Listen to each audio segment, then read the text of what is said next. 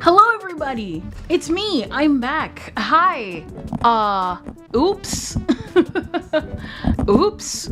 Hello! How's everybody doing on this fine, lovely day? Hello, Mirai. Hello, hello, hello, hello, hello. So, you, might have noticed, we were, yeah, what happened? Yeah, what controller? Yeah. So, what happened was that today, if you guys probably saw the schedule, we were going to do Sonic today. And so, obviously today, because, you know, coming back from stream still a little bit, been kind of sleepy these past couple of days, but been, get back in the upkeep. And so, I organize everything, I set everything up, I go to grab the controller. It's not in my spot that I had it last time.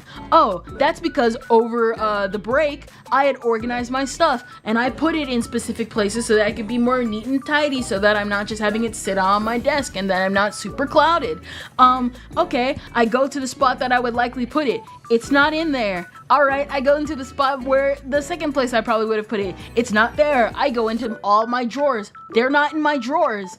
I go under, maybe like my bed or something. It's not under my bed. I can't find this controller. So, and it's the only way I can, like, play Sonic. Cause I'm not good with desktop keys. Oops. I was too clean for my own good. She threw it in the trash can. Are you kidding me? No! That's the new controller that you guys helped me get. Why would I throw that away? So, instead of Sonic, we're gonna be just chatting today. We're just gonna be chatting today. We're gonna chat it up. Yay! So, how's everybody's doing? To be honest, it kind of worked out because I was actually deciding this week, I'm not sure if I want to play Sonic, but you know what? I feel like you guys want to see me play Sonic, so I'm gonna play Sonic. But I was thinking maybe I want to do just chatting, and yeah, I guess just chatting won anyway. Not on purpose, of course, accidentally. Ah, okay, I see. No, I wouldn't throw something like that away. It's a Kirby controller. I never throw that away easily. But yeah, I guess just chatting won in the end anyway. So today we'll be chatting or random day. I don't know. All plans are out the window. Oops. It was either that or play Enna's Dream BBQ, and to be honest, I kind of wanted to play BBQ more because I really do actually want to play more BBQ. How do you get good?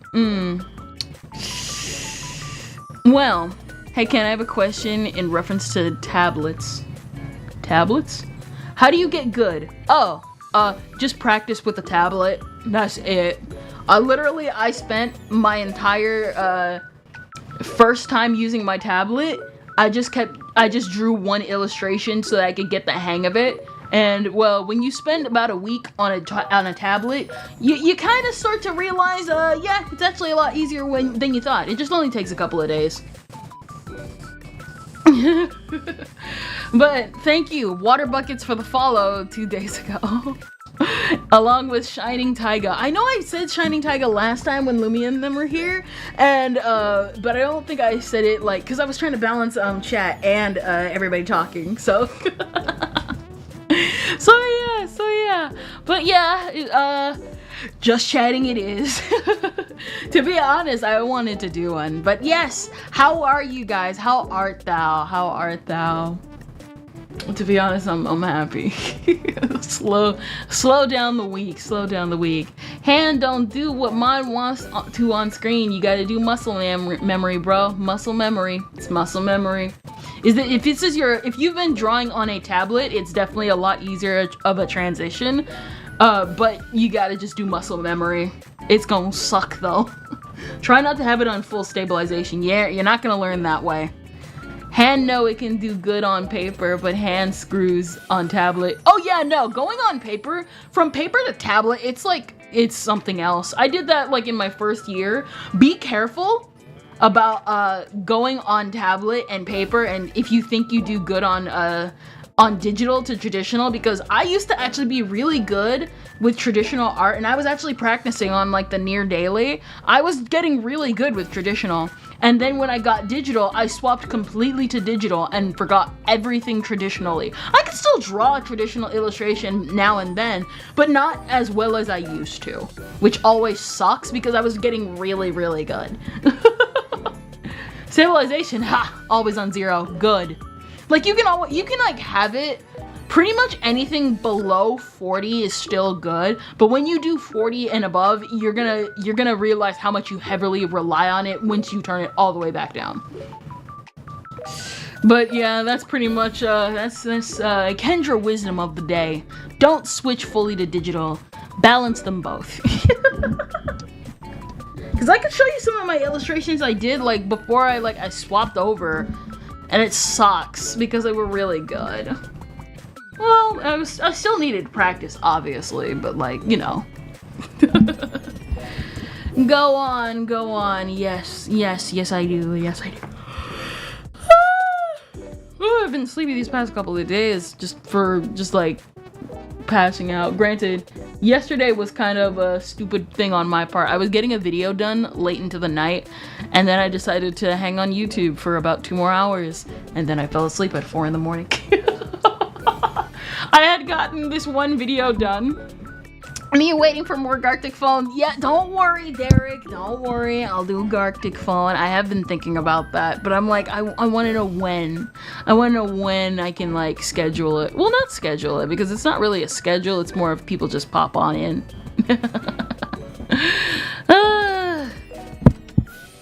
It's the feeling of Gartic. It's the feeling of Gartic. I think it's also just the fact that I need to start, like, I've been, like, trying to get it, like, not even laziness, I'm just tired. But I'd probably feel not tired if I just went to sleep on time. But I needed to get this video done. And I did, and it's gonna come out next month. Bro, April, it's gonna be the tier list now. Brother, did you miss the 5-hour stream on Tuesday?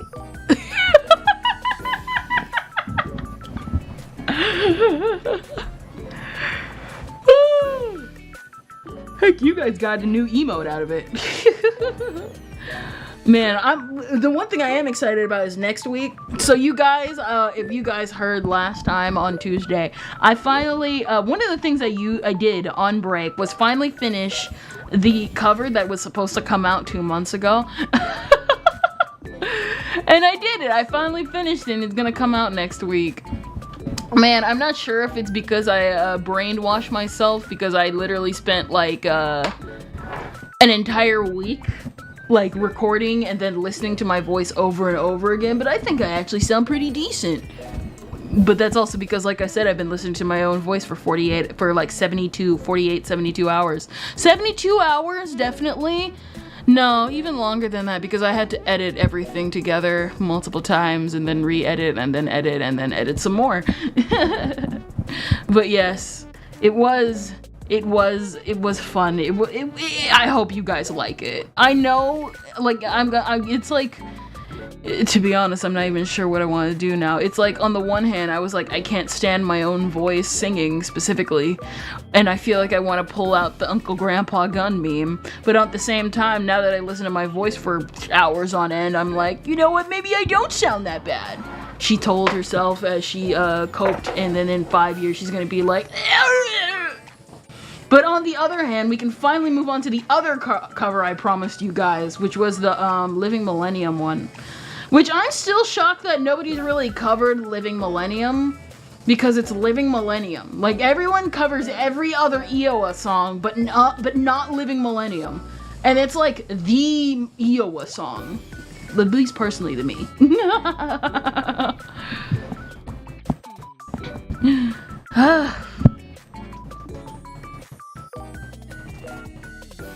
Yeah. But yeah, how is everybody doing today? I'm like going off and talking by myself. It's gonna be like the last just chatting session, which was mostly just Kendra chats. I'm trying not to do that. Last time I got really chatty, and I'm pretty sure it was just because I was tired. Loses yap topic in 15 minutes. Oh my gosh. I don't know. I've been trying to make some changes and do better. I spent today organizing my files and deleting old stuff because for some reason, I don't know what is up with Opera and really all the programs. They seem to be stopping, and I'm hoping now that I cleared out a ton of files, it's not going to be as laggy anymore. Which now that I think about it, hold up.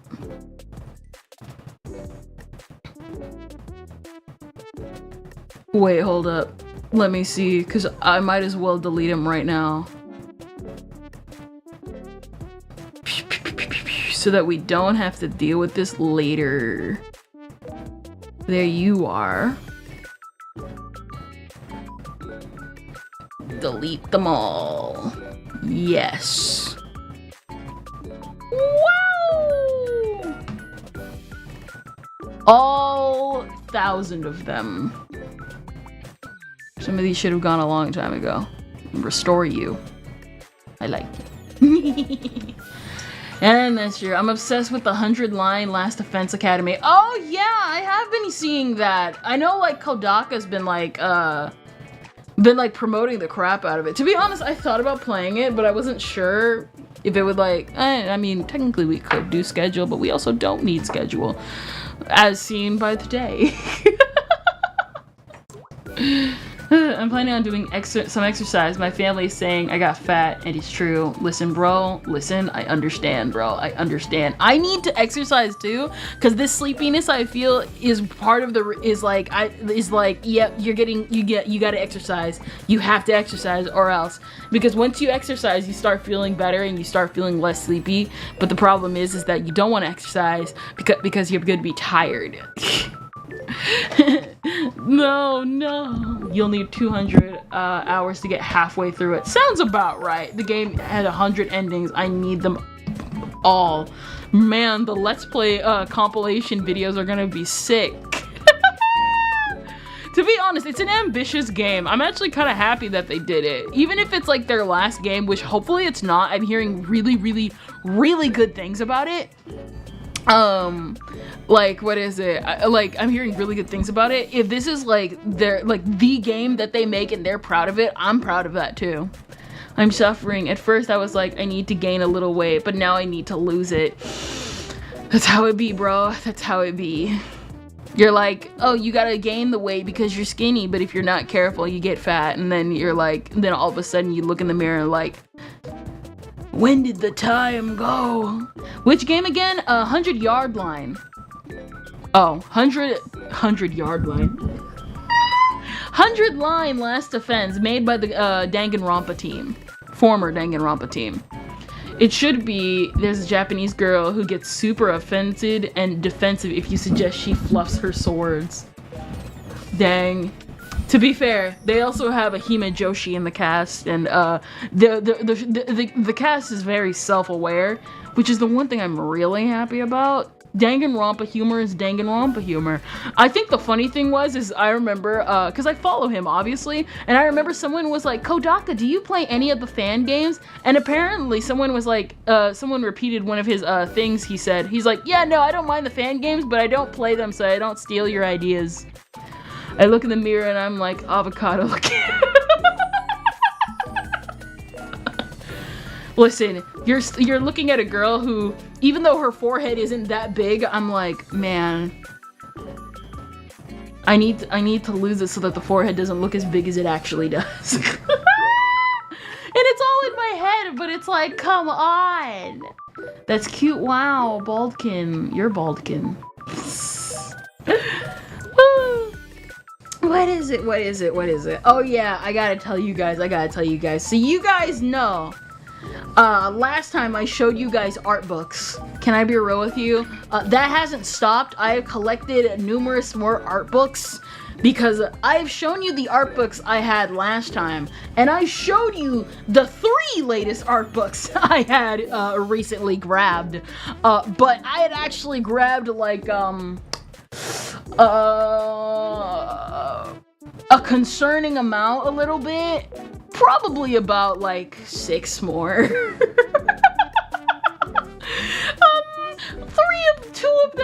Two of them penguin drum related, 2 of them Penguin Drum related. And by two of them, I mean like I want to collect more Penguin Drum merch, bro. I'm sorry, I can't help it. I want to get more Penguin Drum stuff because it's Penguin Drum. All the merch is like so limited. I think it's just because I finished Utena, because I wanted to actually talk to you guys about it. Guys, literally over the break, I finished Utena. Oh my gosh, is Utena so freaking good. People told me it was good, and I like didn't, because I'm like I said last time, I even said, during the trailer stream, I'm not a Yuri fan. I've never really been a Yuri fan. I get bored with Yuri. I used to be a yaoi head, but I was only really in it for the comedy, and as I said before, I only dropped it because they're not for me. They're not mine. People don't understand it. They keep saying, well, the yaoi is that it's like, they can be with you if you headcanon. It's like, it's not the same. You don't get it. You don't get it. But like, I watch Utena, and I'm like, man, this is the exact feeling of anime I missed, bro. This is so good. All the duels were really good. All the character development was really good. I even like found out, I think like 2 days ago, that apparently there's like they ran out of episodes, and it just doesn't feel like it. Man, it was so good. I think it was so good. I don't get your mom, like you don't get your dad. By the way, did you see the big anime news, Kendra? No, I did not. Whoa, Clinad, should I play it? Do you like to cry? Then yeah, no joke, I checked your vid from a week ago and went to a random spot, and you also was talking about Utena. Yes, I talked about it briefly because I wanted to make like a whole, not a retrospective, but like maybe just talk about it after I had finished everything and like sat on it for like a couple of days. Chitose is in the Ramune Battles getting an anime adaptation. Oh yeah, I did see that. The synopsis confused me. I know it's like supposed to be that it shifts focus from the guy characters to the girl characters, but I need the promotional art to reflect that. But no, like I really liked Utena. I'm not even kidding. It was so good. Like, I checked it out because, like I said, I like the anime Penguin Drum. I've always loved Penguin Drum. And I was like, okay, I keep seeing Utena everywhere on my timeline. Every time I go on Pinterest, I've been seeing Utena for a while. I like Ikuhara. I thought Yurikuma Arashi was mid, but considering Utena was like his first work and his most praised work next to Penguin Drum, I want to think maybe it'll be good. And so I sit down and I'm like, you know what? We're gonna watch. I'm gonna watch by myself. No watch along, no nothing. I want to form my own opinion. When I say every episode, I want to say some lagged a little bit, but most, I want to say like 90% of these episodes grabbed me. So good. So freaking good. The one thing I was shocked about though was Anthe. Okay, so I gotta explain it to you. So basically, Utena is basically kind of like your classic fairy tale like series, and it's basically about this girl named Utena, and when she was younger, spoilers up ahead, and this is stuff in the beginning, but I will be going into spoilers a little bit. She basically had her parents die when she was young, you know, it's stereotypical anime thing, and she ends up encountering this prince, and the prince gives her a ring. Is it an engagement ring? Maybe it's not, but he basically gave her a promise ring and was like, hey, do not let your noble soul like die out, young lady, and this ring will help you find your way to me. And so Utena, you know, being the princess of the story, is like, whoa, but instead of being the princess, I will become a prince so that I can find you. But is that like a really good idea? And then we like cut to the future, and surprisingly, I'm not even kidding about you, this, like, I understand the whole point of Utena is like about adolescence and growing up. The one thing I thought was really funny was like, I finally understand people's complaints about characters being older. Like, obviously, what is it? Because like I said, I I've said this in the past, the reason why characters look the way they do in anime or in anything is because younger fans want to look up to older looking people, no matter even if their age reflects that character. And Utena is very, like, obvious about this because everyone looks older than they are. I had to constantly remind myself that Utena is not one of the high schoolers that she's fighting in the series. Same with Anthe. And so Utena ends up going to this school because it has the same symbol as her ring, and she is unique because unlike the other girls, she wears the boys' uniform, and it's really cute. Oh my gosh, it's so cute. And of course, as she's playing with her friends, being the most popular girl, coolest girl in school, she ends up encountering this girl named Anthe. And Anthe is, man, she gets slapped around a lot. The one shocking thing that I didn't realize about Anthe is that I thought was actually really interesting is the fact that she was Indian. And you probably are like, what do you mean you didn't know that? All this time I thought she was black because I'm just not used to I'm not used to Indian characters in anime, and I thought that was a really interesting choice. They don't bring it up often, but I thought that was actually really interesting because you do not see Indian characters in anime. And especially in the roles like how Anthe is portrayed. And I'm just like, she looks so, what is it? One of my main reasons why I got into Utena, yes, it was the aesthetic, and yes, Utena's character, and I've known about Utena, but like the real reason why I got into Utena was because of Anthe. I love Anthe's design. Anthe's design is so gorgeous. It is an understatement how gorgeous her design is, that I really love it. And I wanted to watch the series because I really wanted to analyze her character because I've talked about it in the past. One of my favorite types of characters is melancholic characters where you can feel what their character is about even before you watch the show. And boy, is that like really well deconstructed and really well done in this anime. I'm not even kidding. Visual examples would help. Okay. I'm gonna pull up a thing of Utena. Oh man, this anime is so freaking good. Let me pull up a picture of Utena and Anthe. Here we go. Really good. So the pink haired girl is Utena, and this purple and this is Anthe. She has a bindi on her forehead that you can't see in this image, but it is prominent in the series. Let me put this right over here. And so why is Anthe getting slapped around? Because there is actually a reason why. Because you think, because this is one of those old school animes where it's like ha bullies and blah blah, all that type of stuff.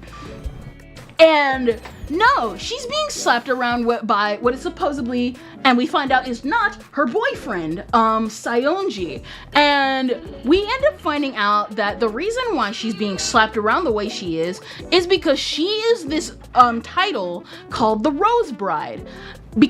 And what is the Rose Bride? We don't know what really the Rose Bride is in the story in the beginning, but all they keep telling us is whoever has the Rose Bride has the power to revolutionize the world.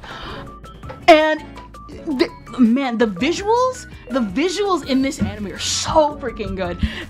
Man, I will say there's one face in Utena that I just kept constantly seeing every time she kept walking up these stairs, kept saying it was the ugliest thing ever, and then later on, they finally changed it, and I was like, thank you. And by the way, I said this last time, Utena, I'm not kidding, I'm gonna say it like this, Utena has to be like the straightest, gayest, straightest Yuri I have ever seen. It is so funny, and there's a reason why I say that. There's a reason why I say that. You'll understand when you watch the series, because yeah, there is Yuri, but like, the grace. It's so good. Chat, I am not like underselling this. it is one of those, like, watching this series, I'm not kidding. What gay is straight is. The reason why is because I want to say, like, how should I put this? So in the beginning, the first couple of episodes, it emphasizes, like, the establishing of Anthe and Utana's relationship. And then halfway in the series, they kind of that just goes on the back burner, because pretty much the next couple of ships, other than, like, one ship with this one girl named Juri, and I'll get to Juri in a second, it is mostly just, like, deconstructing. Again, this is one of the reasons, like, I said this last time. No, I didn't say this on stream. So behind the scenes, I remember me and Lummer, I just so happened to stumble in, and she and a couple of other friends were watching Star Wars. And my thing is that one of them was like, man, I love this, like, I love how passionate they are in this scene with Han Solo and Princess Leia. And they were like, oh, I really hate the fact that, like, I usually dislike heterosexuality because it's, like, shoved down my throat, but here it's so passionate. And I made the comment of the reason why is because back then they had to try. Whereas nowadays with romance, they just plop them in the room and just expect them to hook up just because they're the nearest male and female in the room.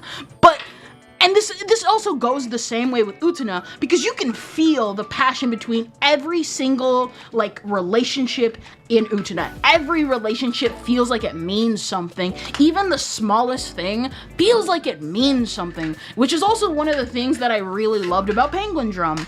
And you can see a lot of proto-elements from Utena get developed more in series like Penguin Drum. I loved Anthe's character development. It feels brief, but it makes sense in those moments when you really analyze them. And I'm gonna go into spoilers, but I feel like this is an anime you really genuinely have to, like, sit down and watch, because I knew some spoilers. I knew, like, some, like, of the villains, or like all that stuff. I knew stuff. And I still wasn't expecting half of what I was expecting in this series. Number one, the amount of incest in this series.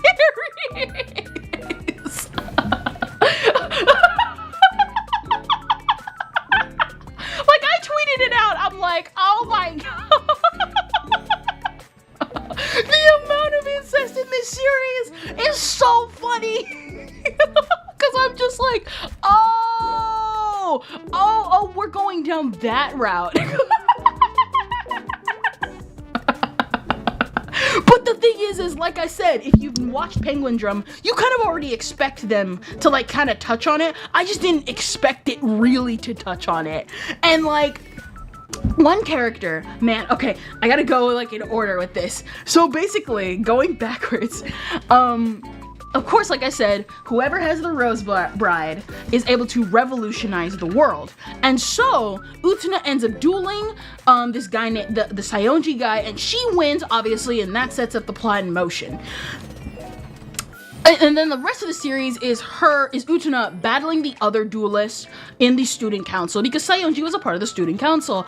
And the characters that we are introduced to are Toga, Juri, and Miki. Miki is interesting because some of the incest comes from him and a different character, but some of it's from him. And how he's trying to, like, seek his childhood memory nostalgia because his sister Koze is no longer playing the piano. But of course, again, whoever has the Rose Bride gets to revolutionize the world, and guess who reflects some of the aspects of his sister from the past? I forgot her name. Anthe! And then, of course, there's Juri. Juri is an interesting character because she's not in love with the Rose Bride or wants the Rose Bride really. She's after this other girl. I forgot her name. I'm gonna call her Redhead because her hair is magenta, and basically it's your classic homophobia plot, or as I like to call it, we'll be right back on the Juri every time Jury came on screen, it was so funny because it's just like, oh, here's where the angst comes in. The Jury Yuri debacle. Because every time she's on screen, she's like pining after this girl with homophobia plot. Okay, so in Utena, there's this girl named Jury. She's a part of the student council. And you know, she basically, this one girl, she was friends with this one girl who's the main girl tied to her plot, and one of her former guy friends. The girl thought that Jury was in love with the guy, but Jury was actually in love with her, and she stole the guy thinking that, and Jury realized that she was hurt, and she just kind of just, you know, tipped off was just like salute to their relationship, and they ended up going to a different school. She ends up coming back to Jury's school, and then we end up finding out that, and I had to like read like a couple forums for this too to like understand some of it. The girl did like Jury, but she had such an inferiority complex that again ties back into Utena and Anthe. She has such an inferiority complex that she wants to destroy and unlike make Jury as miserable as possible. And I'm just like, you could do so much better, Jury. Man, it's so good. I was just watching that. It's so good. It's so freaking good. It's so freaking... This is one of the animes where I was just like, I am not looking up any spoilers. I'm looking up 0 spoilers because everything about this series is so good. It's so freaking good. And then the spoilers I did see briefly, I ignored. And then I was, again, this anime is so freaking good. Every character, like, again, this is the anime that made me realize why I love anime. Like, why I love anime. It was just so mind-blowingly beautiful and mind-blowingly well written. This is why you go after like the niche stuff. Not even just the niche stuff. Just like there's a reason why certain niche things are like cult classics for a reason. Gosh. And then like there's also again Miki, he says the nostalgia. Now Toga is the head of the student council, and he's an interesting one. Oh my gosh, because he has his plot, but one character from him that it connected that I did not expect to be my favorite character was Nanami, his younger sister. Now, Nanami is the stereotypical, like, Hime Dara is like, she's gonna slap everybody, blah, blah, blah, blah, blah. Her character development and all her episodes, I thought she was gonna be so boring. She is the best character of the series. Like, again, I say this, I think I said this, like, on Twitter, too. Every character in the series is really good, but every character, man, like I said, one of my pet peeves in anime and any series or at all is when you make interesting characters and then they get overshadowed by different interesting characters. That's one of the main problems I had with Otome Isekai, of them making interesting characters, making really good plots with these characters that are side characters, and then I just don't care about the main plot. That did not happen in Utena, because it felt like there was good enough time dedicated to Utena and Anthe, and then again the middle of the series ends up focusing on all the other characters and Utena and Anthe, but a lot of the other characters and their development to show how Utena and Anthe's own bond is strengthened. And one of my favorite characters, like, obviously is Nanami. One episode, man, everybody says it's like the best episode, and it is. It has to be the Wakaba episode. I talked about this on Twitter briefly. One of my all-time favorite episodes of Sailor Moon is the bond between Molly. Yes, I'm calling her Molly because I like Molly better. Usagi's best friend. Her relationship with Nephlite, I love that because it hit a spot for me where I was like, I like this development for these characters. It's non-canon, but development like that where you can feel the passion, you feel the want of the character, you feel the build for this specific character is so strong. You want to encourage them, you want them to win even though they have to lose. And that episode was so freaking powerful. It's so freaking good. And it's so freaking good. Hold up real quick.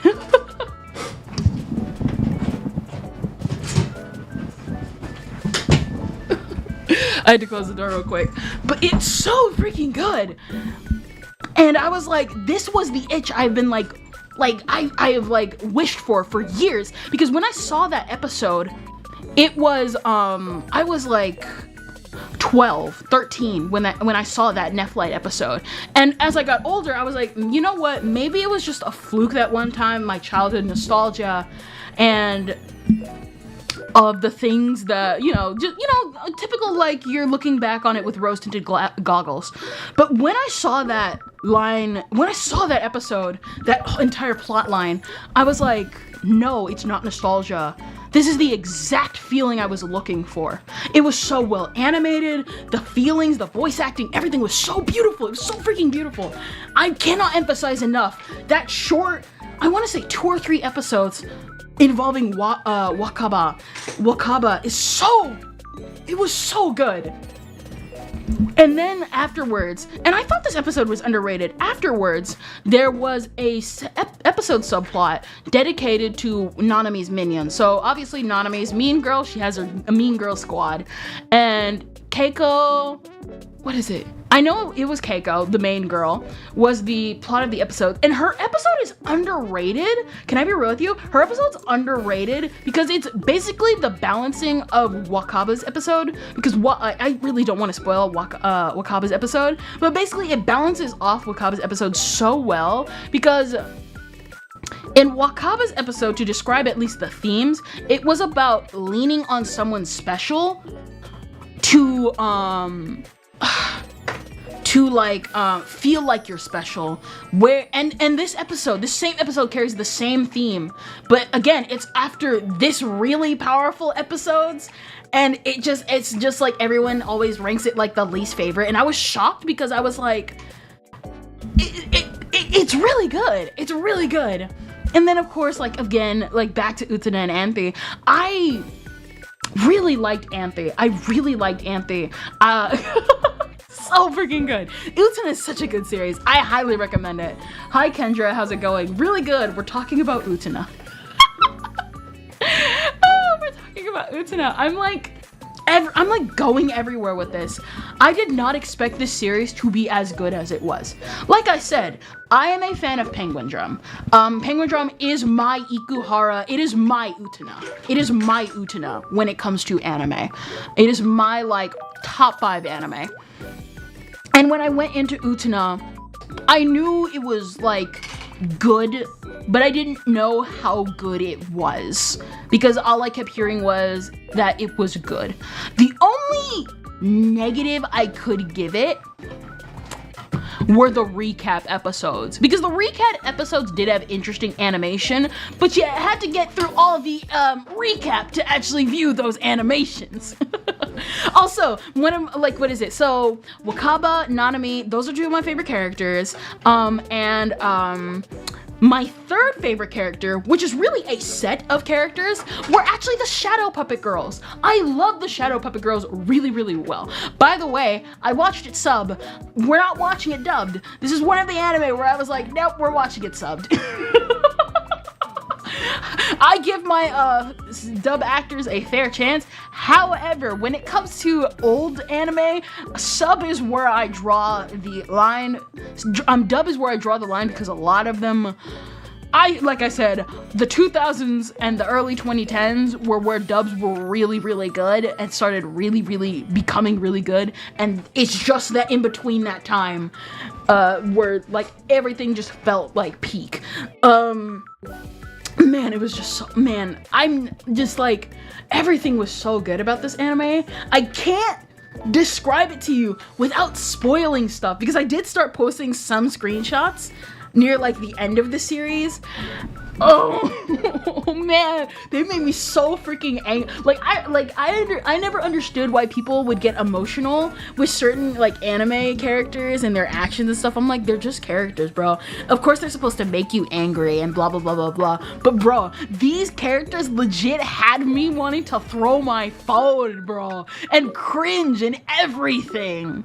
I was so like, and then those last episodes, bro. That last episode with Nanami, oh my gosh, it was so, man, the dramatics, everything about it was so freaking good. It was so freaking good. I can't tell you without spoiling stuff. Gosh, it was so freaking good. I'm back. Hello, Mirai. I'm so sorry, everybody. I keep repeating it's so good, it's so good, it's so good. But like, genuinely, this is a good series. Because, like, I think the one thing that I want to say is everyone, like, focuses on the Yuri. This is just a fantastic series. It covers everything. It is everything. It is shonen. It is josei. It is seinen. It is Yuri. It is... People say there's yaoi, and I just didn't pick up on that, so maybe I'm just a pleb for that. But it is every genre, and that's what I like.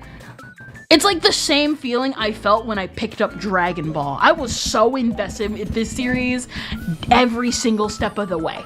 Yesterday, I also complimented 100 Online for hours too. Oh, okay. I don't know why I end up doing that. I end up messing up the words. When I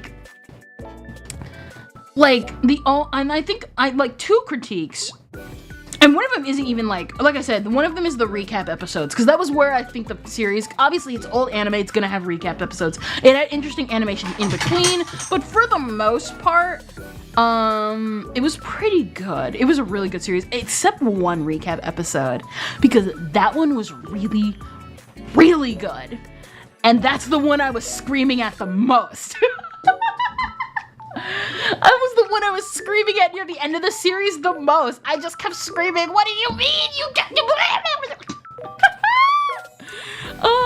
what is it? And then, the second complaint I had does not have to do with the series, but actually has to do with the movie, Adolescence of Utena.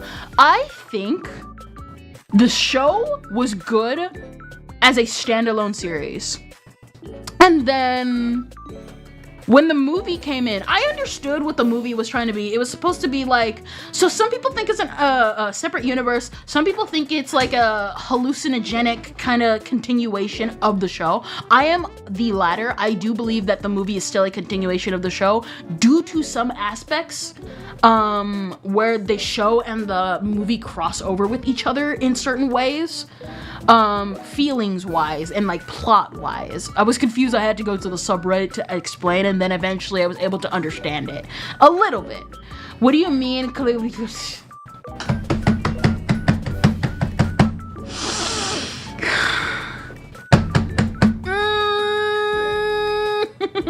You were going to have to watch Utena to find out, my brother. Ooh, for those final episodes, literally made me scream. Internally scream on Twitter. Like, I think if you scroll back far enough, you can, like, see some of those screenshots I was taking during those final episodes, because I made it so that I didn't, screenshot, anything, because, again, I want it to be a personal experience. And then when those episodes started hitting, I was like, no, I gotta talk about this. No one ever talks about, because, again, everyone talks about the Yuri and Utena. No one talks about all the other stuff that happens in Utena outside of the Utena community. Because when you watch Utena, you're like, why is no one talking about all this? Why is no one talking about why does nobody talk about Nanami? Why does nobody talk about Wakaba? Wakaba. Why does nobody talk about Wakaba? Why does nobody talk about Nanami? Why does nobody talk about Sayonji and his interesting dynamic with Toga? People kind of don't even really talk about Miki outside of the community.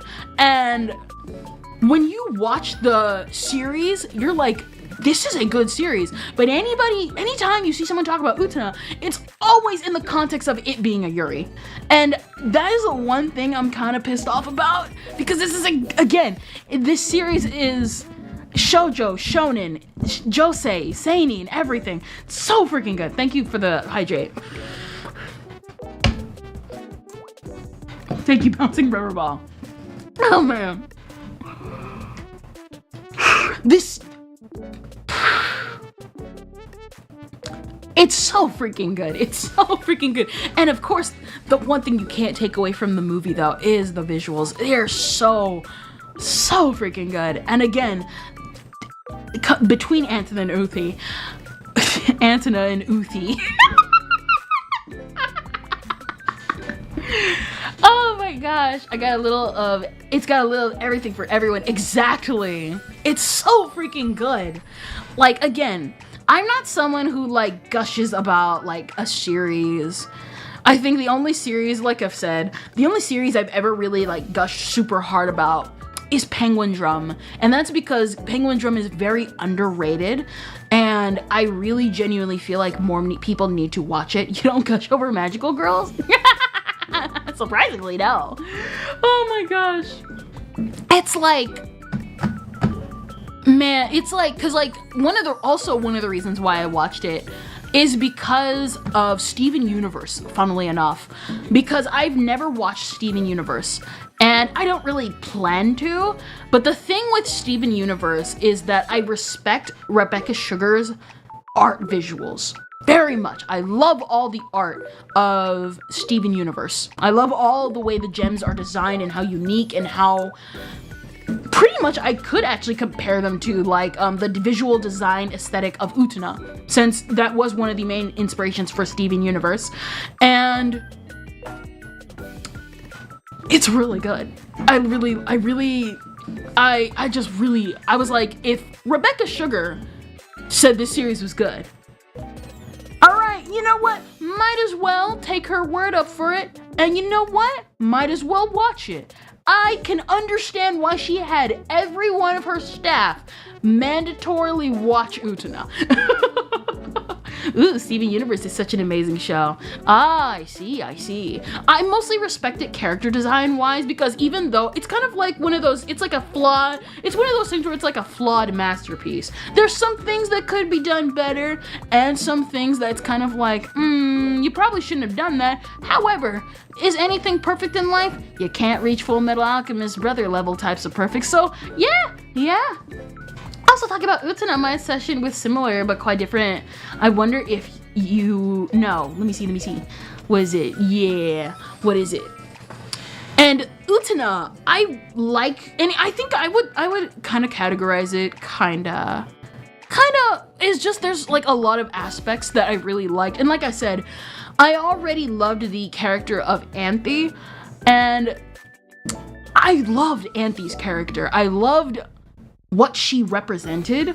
I love what she is, because again, like I said, you don't see Indian characters in anime. You barely see them, and outside of say like kind of like Black Butler type roles where they're eccentric and they're to the side and all that type of jazz. And there's nothing wrong with that. Oh, I don't like Yuri Kuma. I have bad memories with Yuri Kuma. I've talked about it in the past, and I won't go into it, but I have bad memories of Yuri Kuma. I don't like it. I tried getting into it. Like I said, I got bad memories with Yuri Kuma. To be honest, now having seen Utena along with Penguin Drum and Yuri Kuma's mid. Yuri Kuma's kind of mid compared to these two is all I'm saying. Hello, Drop the Baton. Yeah, it was nice, but the story got weak as it went on, in my opinion. That's just how it happens. That's how it happens. And what is it? Like I said, really, really good. It's really good. It's really, really good. I know I went into it for like 50 or so minutes, but I genuinely like highly recommend Utena. Not just because like I said, everyone gasses up the Yuri, and there's Yuri here, but like, I mean it when I say this.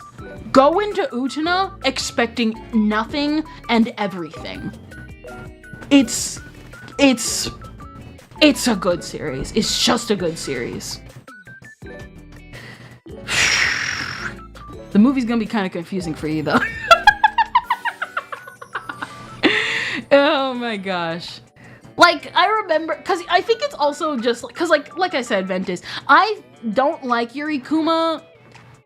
Like, of course I have my memories of it, but mostly because, like I said, compared to Penguin Drum, and now with Utena, Yuri Kuma's kind of mid, and this is coming from someone who, when Yuri Kuma was being announced, I followed that project to a T. I followed it. Day one, back when it was called the Penguin Bear Project. That's how far I have been following Yuri Kuma. So when it came out, it was okay. And then when it ended, it was also still kind of okay. You know what I did like? The art direction. Yeah, I like the art. You can't take the art away. And let's be real here. Out of everybody, actually no, not Ginkgo. The other girl, the main girl, actually had the better design. I kind of thought Ginkgo's design was okay compared to Lulu and the other girl, which funnily enough, the only reason why I remember Lulu is because of the final episodes where they shout Lulu. Also Star Driver. I've never heard of Star Driver. What's Star Driver? Star Driver. Woo! It got that classic feel. Yo, is this what influenced Darling in the Franxx? I'm just kidding, I'm kidding. Oh my gosh, but it does look interesting. I'll give it a look into. Really, it kind of like sparked my interest of like, because here's the thing, it also doesn't help. I was thinking the entire time, because I also started putting on Elusive Samurai, and I'm not sure if I want to continue the Elusive Samurai anime, and I might pick up the manga. It just felt different, you know? Maybe it's just because I watched episode 1, and literally the entire time I was watching episode 1, I was fighting with the buffer feature the entire time, and it kept glitching on me, and I kind of had to rewind episodes back to back, and the animation of Elusive Samurai is really good, but I did not get the same feeling, like, kind of like Utena, but I was invested. I want to see. I want to see what happens. Also, I think also, the one thing I also liked about Utena is that like I said, 90% of the episodes grip you to keep watching the episodes. Like, man, the amount of cliffhangers and I'm not kidding. When I say the cliffhangers grip you, and I'm not talking about this modern, slight cliffhanger, and you gotta wait for next week. I mean, when I say the cliffhangers grip you, I mean they're strangling you by the neck. They are like, what do you mean? Like, again, one of those final episodes, and how they ended it, I cannot be a fan from back then. I do not know how fans from back then would have been able to handle something like that, with that revelation that happened. And how it was framed, bros. Now I'm interested. Go into it blind. Avoid the Reddits. Avoid the subs. Avoid Twitter. Avoid everything. I've went in a series, kind of understood the plot points, and blah blah blah blah blah. No matter how much spoilers you get, you will not understand this series. You will not understand the stuff that happens in this series. Because again, I went in with a little bit of spoilers and I knew the ending of the movie already. But the experience, bro, it's the experience. And again, like I said, I'm probably gassing it up too much, but I'm not kidding when I say I walked into this only knowing a little bit, only knowing the Yuri, and got so much more out of it. I don't really mind spoilers, so yeah, trust me when I say, do not look up spoilers. Everything is just do not go in with spoilers. It will do you a disservice. I only went in with a little bit, and I got out way more than I thought. Was also talking about Utena. I got an old recommendation that was my version of Utena. Genkutsuo, the Count of Monte Cristo. Ah! I did hear about the Count of Monte Cristo. We're not, if anybody brings it up, don't. I'm just putting it out there. Oh! Now I understand why that game was familiar. It's because I remember people back in the day talking about this. I need to give this a watch. Man, it sucks when people don't talk about anime you used to see everywhere back in the day. Everybody used to talk about the Count of Monte Cristo. I won't. Trust me, bro. And like I said, I'm probably gassing it up like way too much. But like I said, I went in only expecting Yuri and got so much out of it. Like, people only making it playing up the Yuri does a disservice to this series. Like, people who play up Dragon Ball as the fighting and they just ignore OG Dragon Ball. It's the experience. It's just the experience of it all, bros. Like, yeah, you're like, what is it? It was like I said, it was like when I watched like Dragon Ball for the very first time. It was like I didn't have any expectations, and then I walked in and I got more than what I wanted. And when I say this series is like ahead of its time, it's ahead of its time. Oh man, and I'm like, again, like people who like just diss Dragon Ball as just a fighting anime, when you are there for the journey of Goku. And that's one of the reasons why, like, recently I stopped and now I'm restarting again. I want to watch OG Dragon Ball all over again to really understand and go into Z and then go into Super and Diamond and all that type of stuff. Because like I said, I love Dragon Ball. I love Dragon Ball. And I really want to understand back then the base of why I love Dragon Ball. I was like giggling the entire time when Bulma did like the panty flash scene again, and I was just like, yep, man. This girl is so stupid. Oh my gosh. And Goku is so adorable. Like, so freaking adorable. And just a bunch of other stuff. You know what I mean? And it's just seeing the humble beginnings and being like, this is why I love this series the way I do. You know what I mean? Oh, I can remember my first episode of Dragon Ball. Mine was Dragon Ball GT. It's one of my soft bots. Again, the one thing, like, if you saw a kid who randomly said, I hate Dragon Ball, put them in the first part of the baby saga. You will, immediately that child will fall in love with Dragon Ball, because that's what got me into Dragon Ball. Because I used to hate Dragon Ball because it aired on TV, and the commercials, again, this is one of the reasons why I say, when it comes to stuff like Dragon Ball, stop playing up the fights. Because then people are just gonna see it as a fighting series, a stupid fighting series with no plot, no nothing. And when I got into Dragon Ball GT, I fell in love with Trunks, I fell in love with Pan, I fell in love with Goku, and just their silly interactions together, and how they were just having a fun time, and then bam, baby hit, and I was just like, whoa, that's so cool! You know what I mean? And then that got me into actual Dragon Ball, and I was like, whoa, what's Namek? Whoa, who's Raditz? Blah, blah, blah, blah, blah. And then, of course, like, you go into OG Dragon Ball, and it's like, whoa, I can't believe Goku is a kid. Whoa, Bulma's so arrogant and funny. Whoa, Master Roshi needs a shoe to the face. You know, all that type of stuff. I watched with my older brother when we were itty bitty. Yeah, yep. It's just like, man, it's like going back to those series, because like Dragon Ball is like, was that for like kids back in the day, and then like going into Utena is for like older fans of that type of stuff. And it's just like, cause like even I started considering probably like watching more older anime. And your girl doesn't really watch older anime, not because it's bad or anything, just because I just never picked it up. Like, I know one of you guys mentioned Escaflowne. No, Azazel on Tuesday's stream mentioned Escaflowne.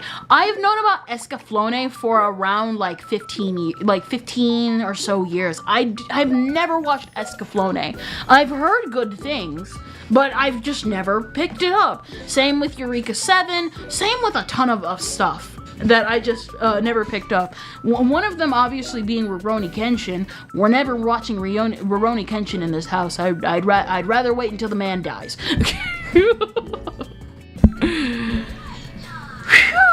It's just, man, when I say I really, really liked Utena, I really, really, really liked Utena.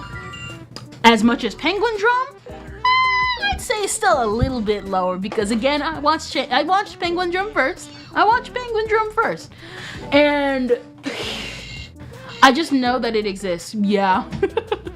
And I think I actually probably will give Escaflowne a try. I'm not sure about the dub. I think I might stick to sub for older anime, mostly because if you guys have been noticing on Twitter, I've been trying to read and learn Japanese as of late. And so, I was finishing off Utena so that I could properly start listening to stuff, not even sub anymore. I think I'm going to start with the Japanese subs so that I can actually learn them. Like, I can actually like learn and read Japanese and understand the context and everything. And of course, everything was so freaking good. Everything was so freaking good. When I tell you that Utena is good, it is good. And are you watching Windbreaker? No, I don't watch sports anime. I know, plebeian is I. Plebeian is I. I think the only other thing of note that happened was that yesterday, can I tell you guys something funny speaking of Penguin Drum and stuff like that? Not the sports one. Not the sports one. What do you mean? There's like multiple sports anime called Windbreaker coming out as of late. Oh? What is it? Speaking of like Utena and Penguin Drum, so one of the reasons why I brought up Penguin Drum is because obviously, like I said, I love Penguin Drum, and one of the things I really like about Penguin Drum is the art, and that goes for the anime, but that also goes for the art books, and I've been collecting as many Penguin Drum related art material or production notes and stuff like that as much as possible, because again, I love this series. I love it. It's underrated because like Utena, people don't people talk about Utena, and again, if you only see it as a Yuri, it's a disservice, but nobody talks about how equally great Penguin Drum is. Penguin Drum is a very beautiful series. I'd say it is on par with Utena since it is technically Ikuhara's like second solo work. And I've been collecting, because one of my favorite artists of all time is Lily Hoshino Lily, and she is one of my inspirations for wanting to draw, because I want to draw as well as she does. And so, I follow her everywhere, and I try to get as much of her art as much as possible.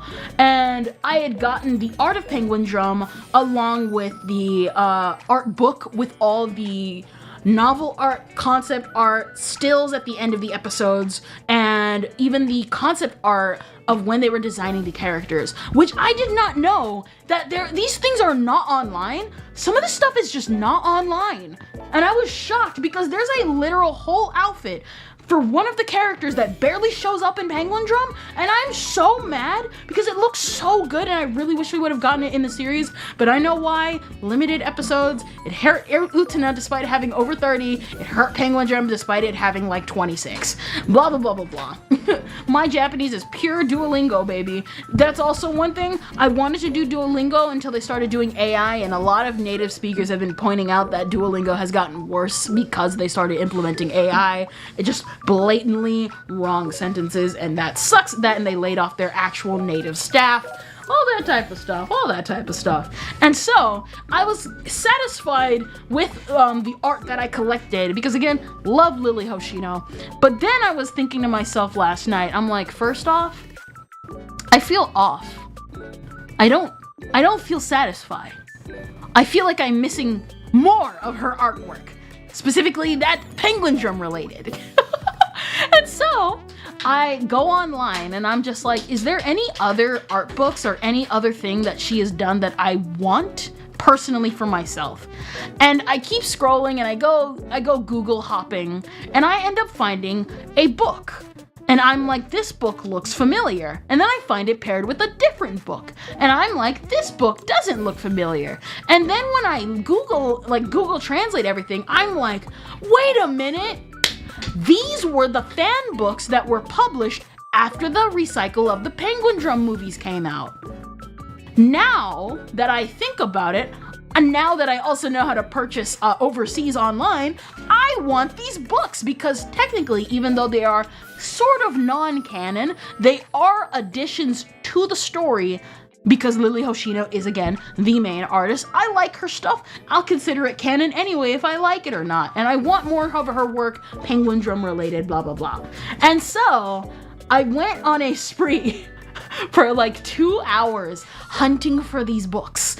And I forgot, because they were limited release, I had to dig deep because most of them were sold out or I was not able to buy them until I found Buyee and they were able to like let me purchase it. And then I had to learn how to use Yahoo Japan's auctions. I had to learn how to use Yahoo Japan's auction house, and thankfully I was the only one bidding, but I was so nervous for like 20 hours. Like, it literally showed up that day. It was on auction that day. I was so nervous that for like the next 20 hours someone would snipe bid me, so I like had to snipe bid twice so that I could make sure I had the full deal. I got them. I got both of the books, and I'm going to have them shipped to me. But I was so freaking nervous yesterday. Oh my gosh. You guys have no idea how much I love Penguin Drum.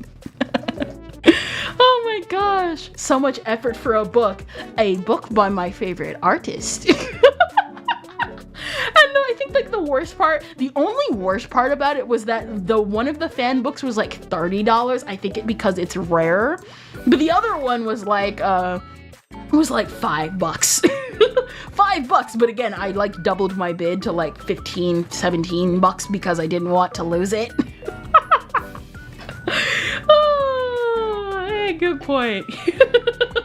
I was just like, I want to make sure I have it because, like, again, like I said, I love Penguin Drum. It's underrated. There's one thing I like video essay content. And one day I would like, when I'm like more fit and better at editing stuff, I really want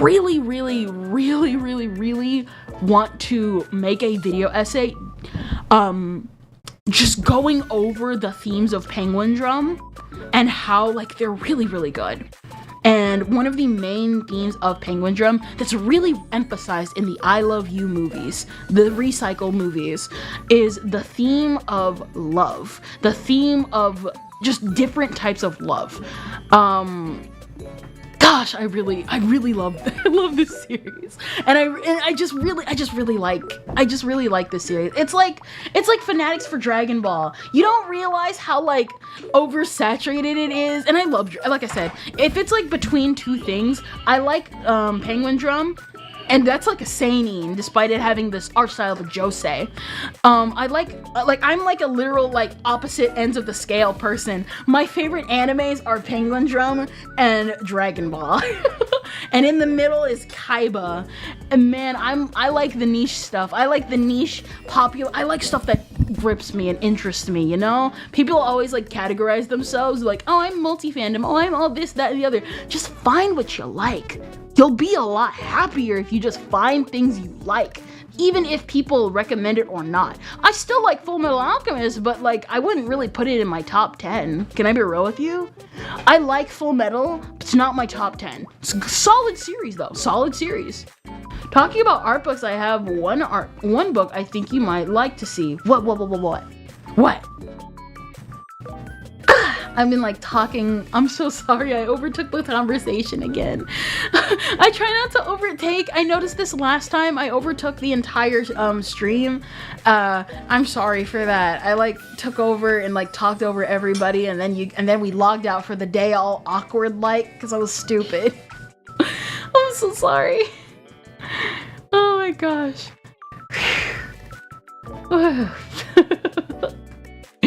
Nah, it's good. Really? I don't know. I always want to be careful about that because I do this kind of IRL too, where I get so invested that I end up overtaking because I'm so invested in either what they're saying or what I'm saying. And then it's just, you know, it's just like you're just so invested in the conversation.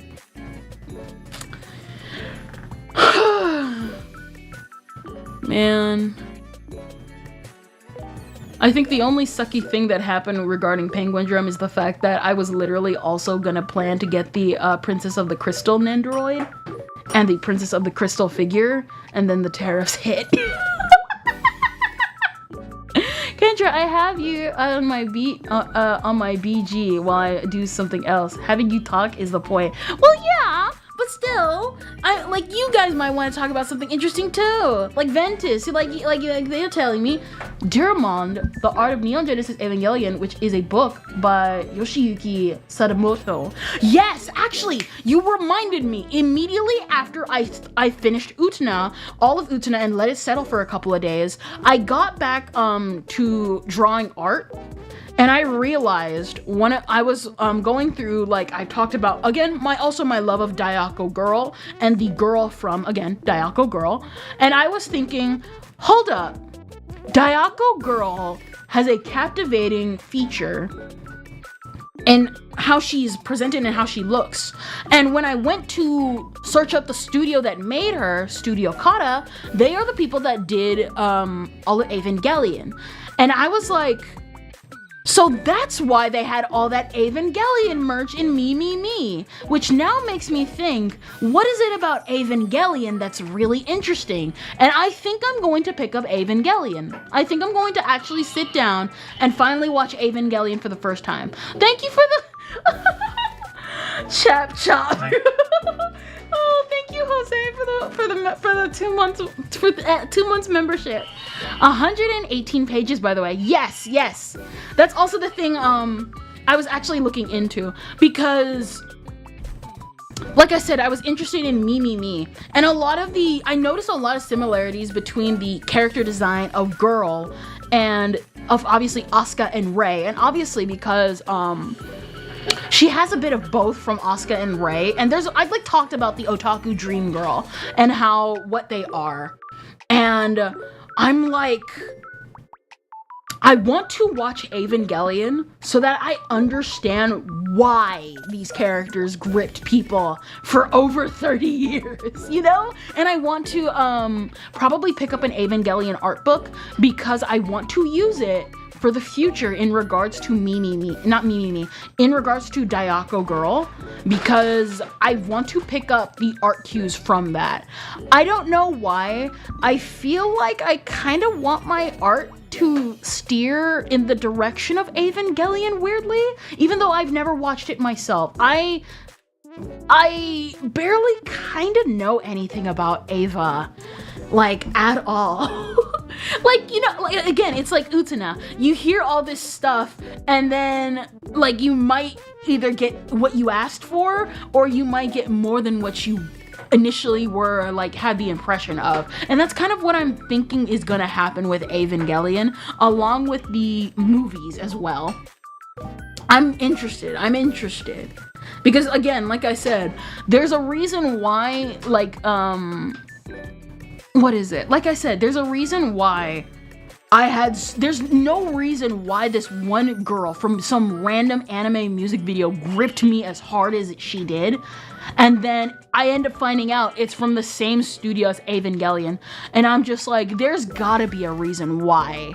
There's gotta be a link between why these two have such a strong connection of, like, gripping you emotionally, character design wise. Me neither, only seen bits and pieces. Even the cover of the book is beautiful. Let me see. Duramond, The Art of Evangelion. Neon Genesis Evangelion. Also, I've been getting clips of whatever that screaming diamond cube thing is. Ooh, that's cute. This is, I don't even know how to describe it. It's not cute. It's not cute. It's not cool. It's nice. Artistically nice. This is good. Your girl's gonna end up becoming an Ava nerd. Ramil?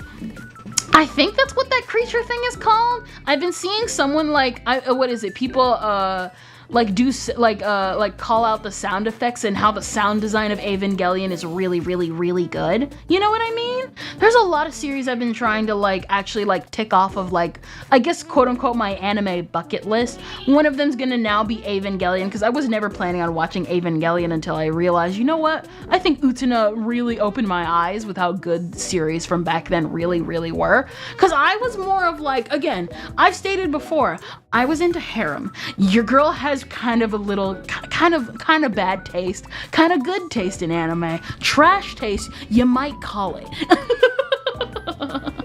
Yeah, my boy Ramil. Oh, okay. Interesting. I think the only thing that's not going to shock me from Evangelion because of how much of a meme it's become is probably going to be, it's probably just going to be the when everybody makes a meme of it, unfortunately, the impact is kind of gone. Oh my gosh. Gosh, I just really enjoyed. I just really enjoyed like sitting down and just watching an anime and just being surprised. Like, you don't, like, people always like talk about anime where you sit down and you can just point out the plot points. What happens in Utena, you just can't predict. And even if you do, it does it in, like, one of the things I always like talk about when it comes to art, or even if I've never talked about it on stream, I've talked about it maybe even to myself. When it comes to art, it does not matter if someone else did it before. You just have to do it better than them. You know what I mean? Like, you can take the most cliche thing ever, and if you do it just right, it feels refreshing. Like a confession, like a love confession. It doesn't matter how many anime do a love confession. It's how you handle the love confession. You know what I mean? Also, if you try to find the original Ava series, if you can find it, not the Netflix version. Yeah, I heard the Netflix version was kind of eh. And they, weirdly, I don't know what they did this I don't know why, like, Nintendo of America did this too, where they'll be like, we gotta remove the gay subtext. Even though the gay subtext is, like, blatantly there. They did this with like, the latest Fire Emblem game, the one with the blue hair, with the VTuber looking ones, where literally all the dialogue options were super romantic. Not even super romantic, just blatantly like, yeah, I like you. And they were like, I like you as a friend. And like the Ava dub, the new Ava dub did it too. And I thought that was kind of weird. That was a weird thing, considering that's like one of the biggest ships in Evangelion. Oh my gosh. It's weird. I thought the voice actors did pretty good though. I thought they did decent. You know what I mean? It's like, kind of like my opinion on the Penguin Drum recycle dub. Didn't expect there to be a dub. I only like 2 of the cast members, and their performances were only scuffed because the directors were scuffed. And please don't let actors like mimic mediocre performances from the Japanese version. I'm sorry. I like Miho Arakawa. She played Himari really well, but you can really tell it was her first main character role, and she kind of sounds more stilted than Monica Riel. It's not about knowing dub and sub. It's feeling out the performance, and you can hear the inflections and everything enough to know something doesn't sound right. And I'll say it again. Yeah. Oh my gosh. went off for like another hour. Oh my gosh. I had fun. Well, guys, I'm already done. I spewed out all my nonsense. Good night.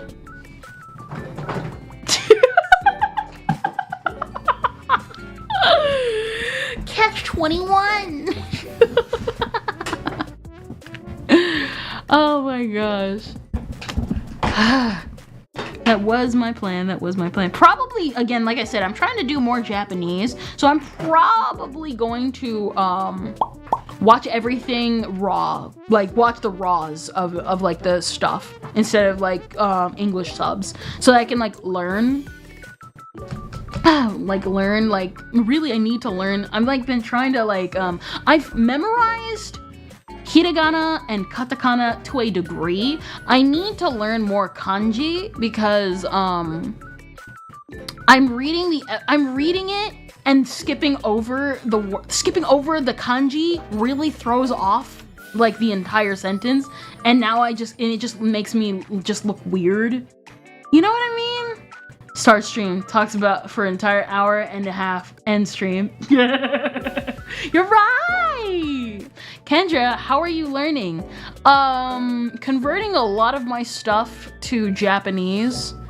Now, I have been kind of slacking because I was, to be honest, I was just like tired this month, but I've been like trying to incorporate it more here and there. I've converted my phone and I converted it back, but I need to convert it back to Japanese because I had to briefly convert it back to English for a little bit, but I've converted my phone to be Japanese, and I've been trying to absorb more katakana. You don't realize how much katakana is in katakana until you realize, wow, and then I'm also learning more like Japanese slang and stuff like that, and Twitter really helps with that because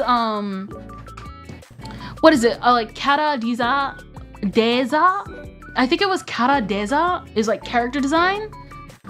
And what is it? Like, I'm just learning bits here and there. That's like really interesting. It's really interesting, you know? Also, there's a lot of subtle context with Ava with imagery that will absolutely pull you in. Yes. Oh, the other one thing I forgot. There's a third thing I forgot about Utena that I know good and well is probably gonna trip me up with Ava. In the beginning, I did not mind the flashing, and as I kept watching Utena, the flashing actually kind of started to hurt a little bit. Because back then, this was before regulations on Japanese TV regarding flashing imagery. There's a lot of flashing in Utena, and maybe it was also because I was so tired that my eyes were starting to really take a toll. And that's why, again, I needed the break. It got better, actually, because I took that break, but the flashing hurt. But I love the transformation. I was kind of upset that they got rid of the sword pull of Anthe from the first couple of episodes because I really liked that part of the transformation. And man, it's real. Again, so much. So hopefully with Ava, it's not as bad as Utena because it's gonna hurt a little bit. You know what I mean? Oh crap. Let me see. There's art, like the art books. Man. Who's this black-haired girl?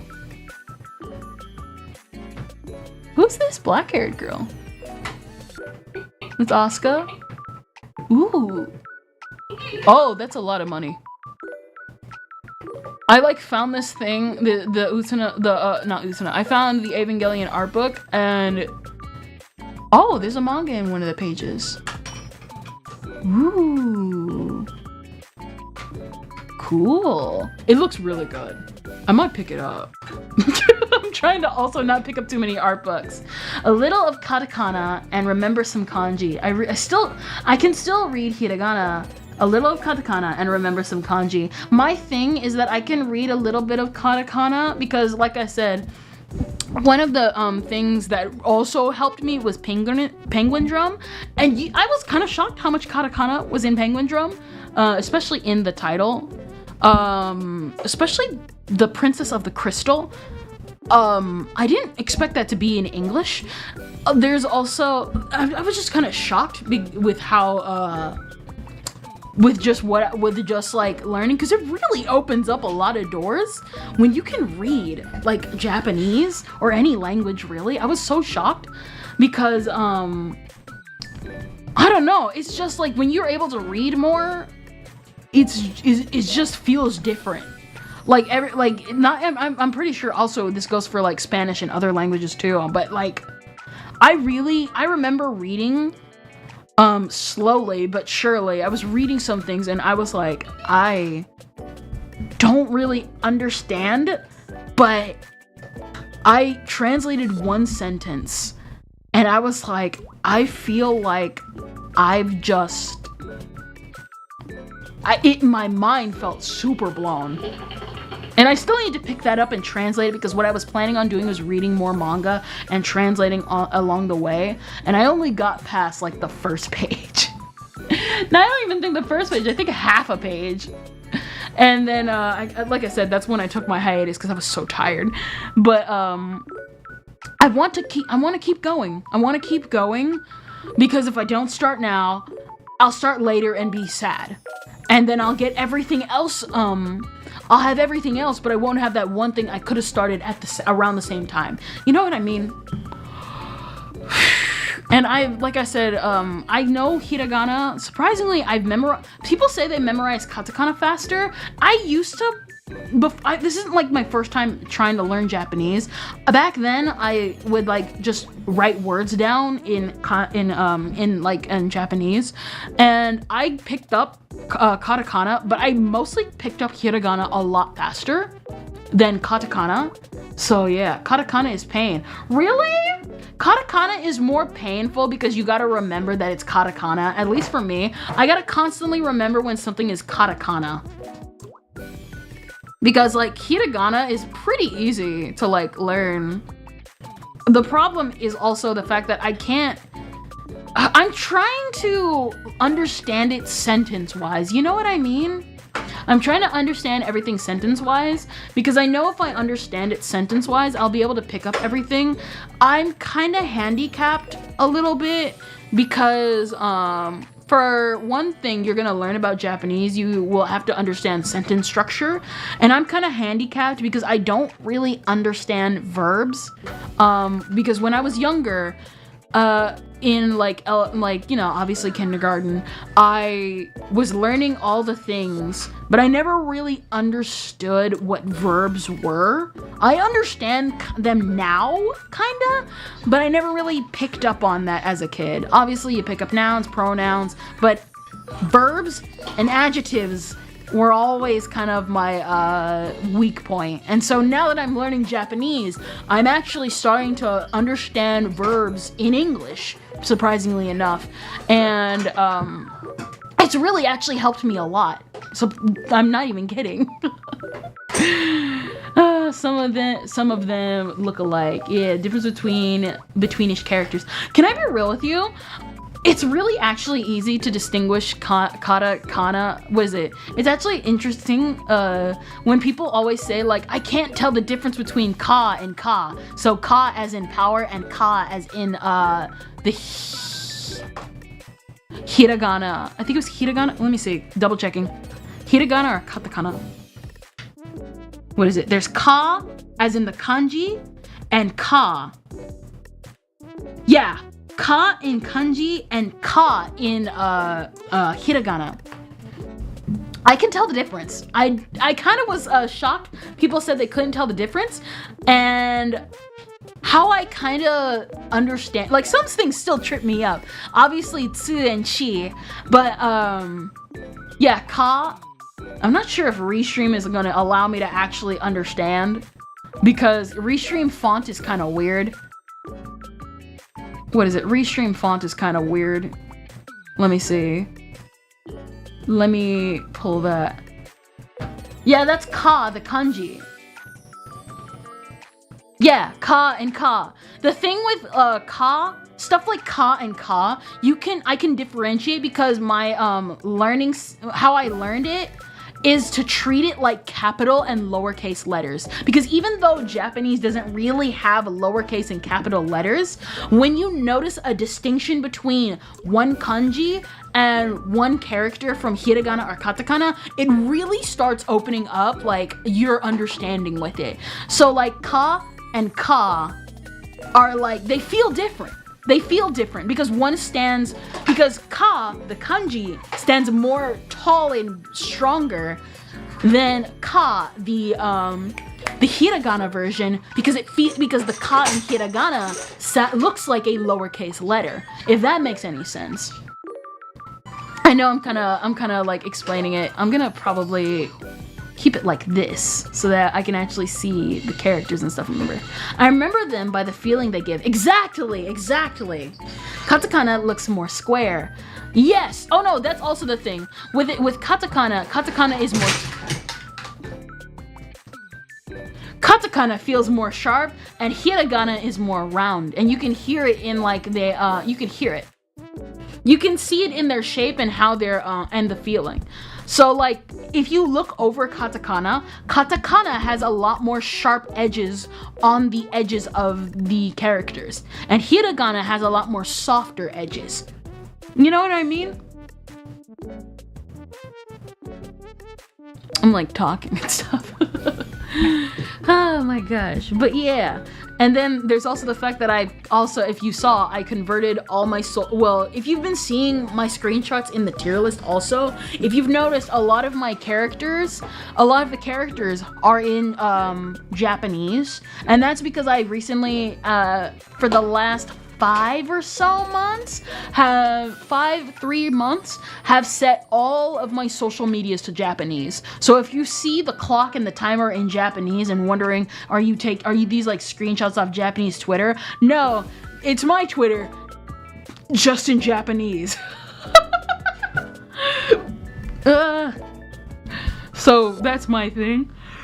And like I said, learning slang and everything has also helped because like, it's just really interesting. Gang, she's going all out. I've kind of slacked a little bit because like I said, I've been tired. I've been coming back from the hiatus and I used that time to get things done, things that I was kind of pushing aside because I needed the rest.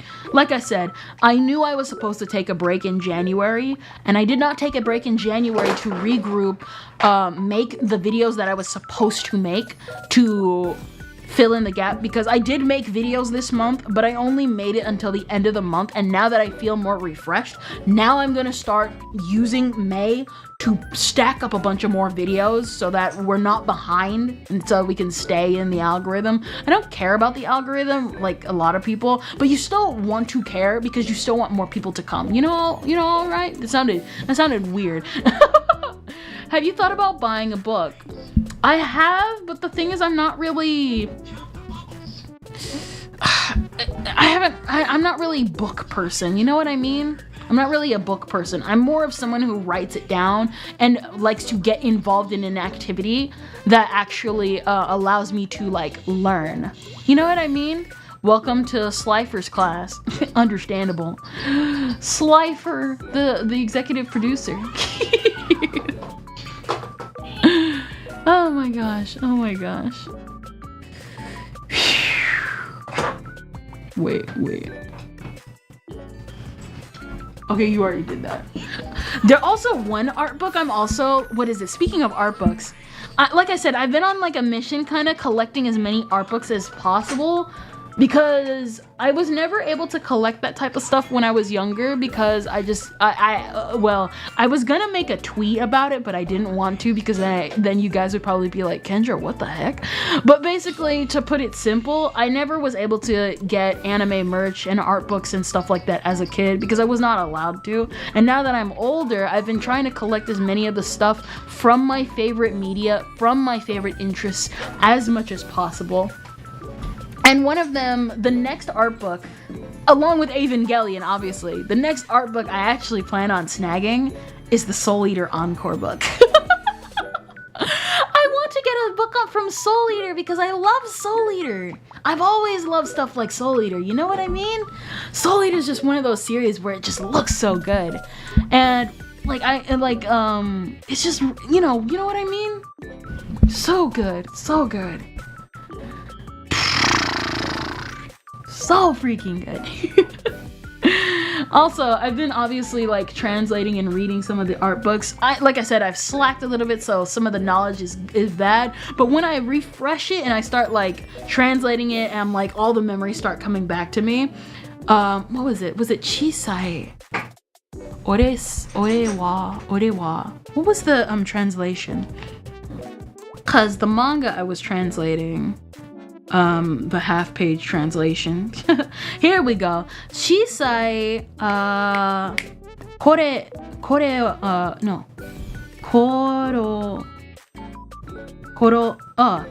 ka.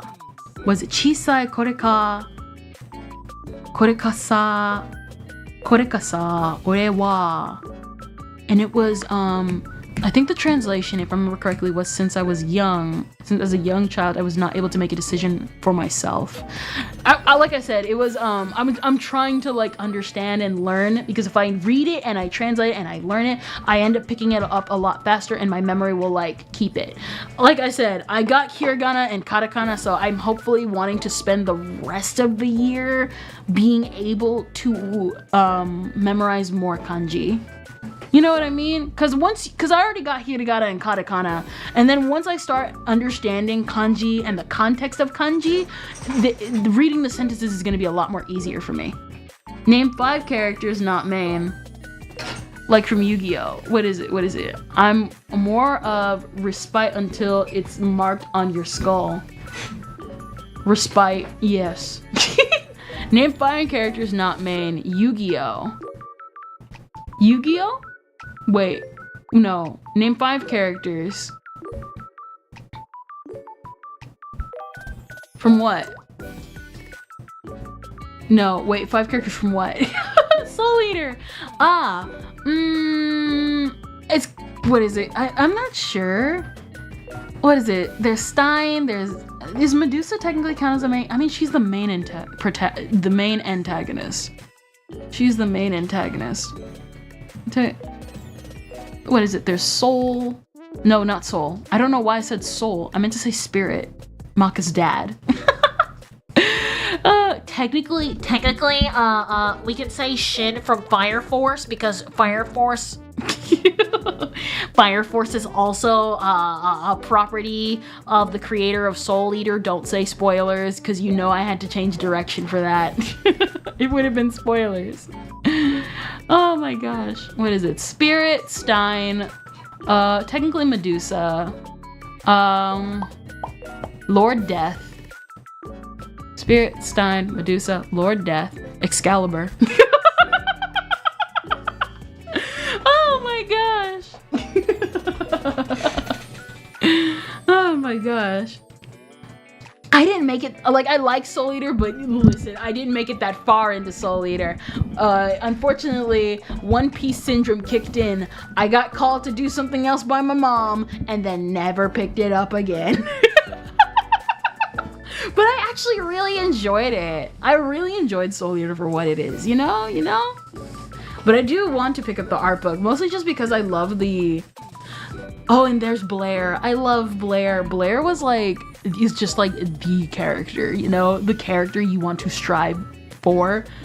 Brothers, if I could look like anyone in life, I would love to look like Blair. She's so cute, and she's cat. Gosh. And I'll keep saying it till the day Soul Eater stops becoming popular. Blair is a better Tamaki. I'm sorry. We're just gonna call it like it is.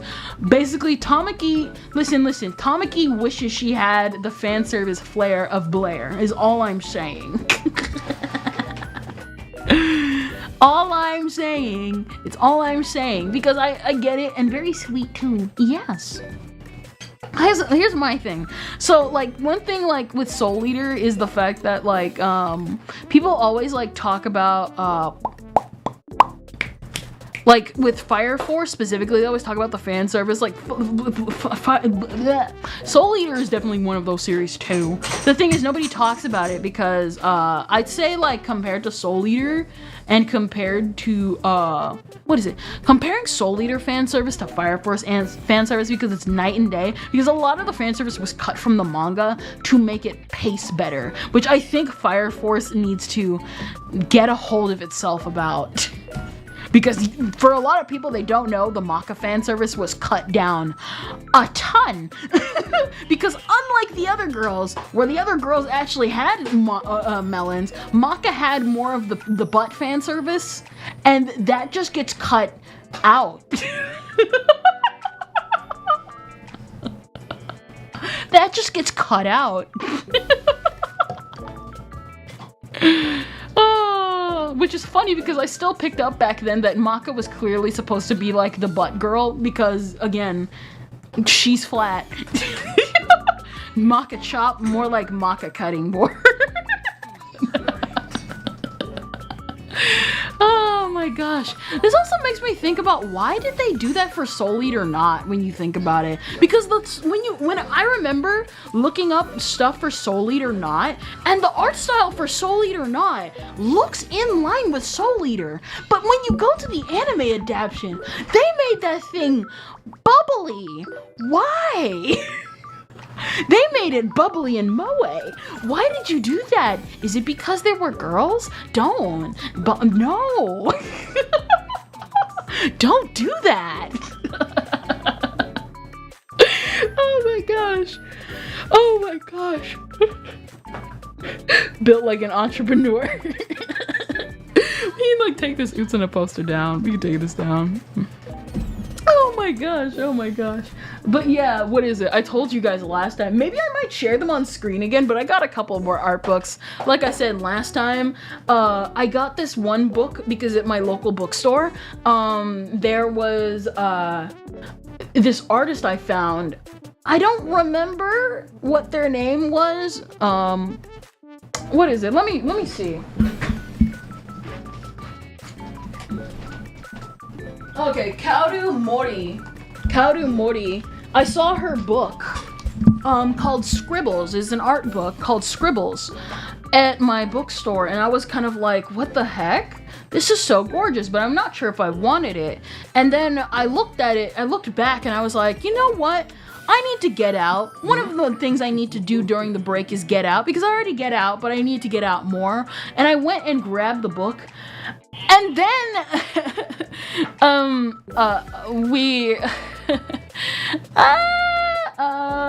I ended up encountering a toilet-bound Hanako-kun art book. And if you know, actually, I don't think I've talked about it. I kept up with the manga for a little bit, but I kind of dropped it, but I want to pick it back up again. Toilet-bound Hanako-kun was one of the earliest manga I started picking up when I was getting into manga. And I ended up picking it up because I'm like, I like all the art books I have, I found online that were either discontinued or they're just no longer available. And I don't want to make it a habit where I see an art book I'm clearly interested in and then I end up letting it like expire eventually when the series ends, and then it just goes up triple in price. Some of these art books were flat out $100. Some of them, I want to say maybe like 2-3 of them, and they're $100 too many. Some of them were $50. I can't do this anymore, chat. So I had to grab it. And it was like 30 something. And then I ended up kind of turning the corner because they had rearranged the book area. And I ended up finding the Oshinoko art book. And I was like, maybe I should pick. Maybe I should pick if I want one or the other.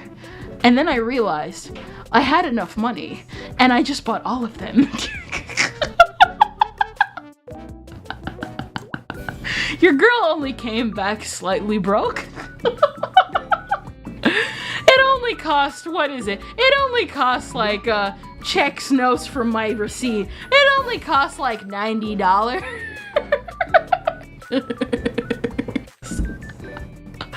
Your girl finally gets something, sees art book. Yay! You're broken. like, what is it? I try not to talk money on chat and all that type of stuff, but I thought it was just funny. Your girl is trying her best. I'm trying to be frugal. I'm trying, and I've been successful. But when it comes to something I want, it does not help. It does not help. Like, this story does not help, considering I just talked about how I finally got 2 Penguin Drum art books via auction and regular buyout.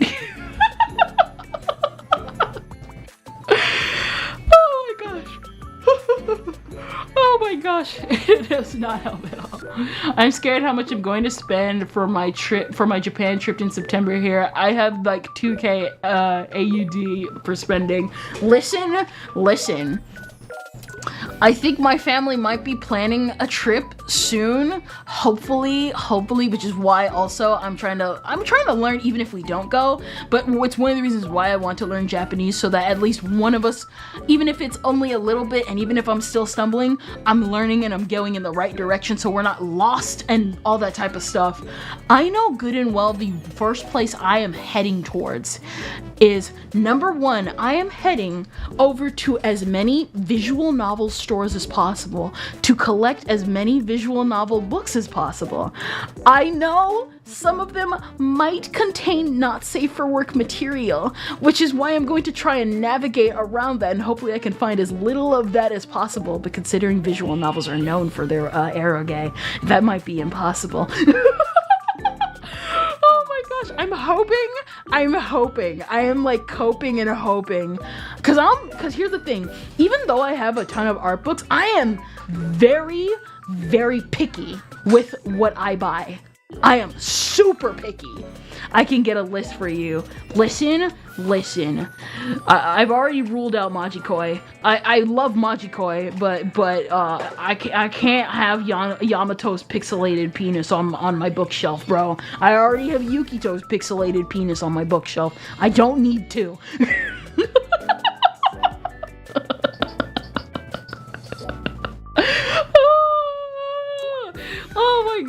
Oh my gosh. Though I only played the games. That sounds about right. Listen. I'm trying. Listen. What is it? What was I saying? Listen. I'm so picky when it comes to like merch that I buy, because the reason why is because I want to love it forever. And when it comes to merch, like, what is it? There's a reason why I bought Toilet Bound Hanako-kun and the Oshinoko art book, because I love these series and I know good and well that they're gonna go up in value eventually down the line. And I've already loved Mango. I've loved Mango's art ever since Scum's Wish. But the thing is that every book on my bookshelf, I have made it curated to make sure it is not a purchase I regret. Because that's the thing. You don't want buyer's remorse just because you just bought a bunch of stuff. Even if I have buyer's remorse, it could immediately be circumvented with, you would not be able to get these books ever again if you did not pick these up. Like, a good example, the one thing I do not regret buying, despite it being over $100, is the Chocolate Cadabra art book. I wanted that art book when the music video came out, and I found out 6 months after.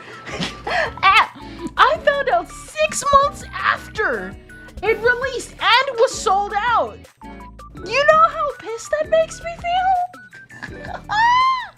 So that's why I was willing to spend that much, because I knew I wanted it. But I'm not buying an art book for, say, like,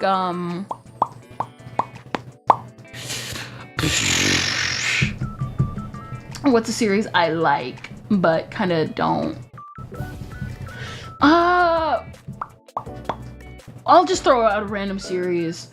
As much as I like Utena, actually no, you know what? I will use Utena as an example. As much as I like Utena, I would not buy an art book for Utena, because even though I do love this series, I don't think it's art book worthy, because I know there's a bigger Utena fan out there that will want it more than myself, because I love Penguin Drum.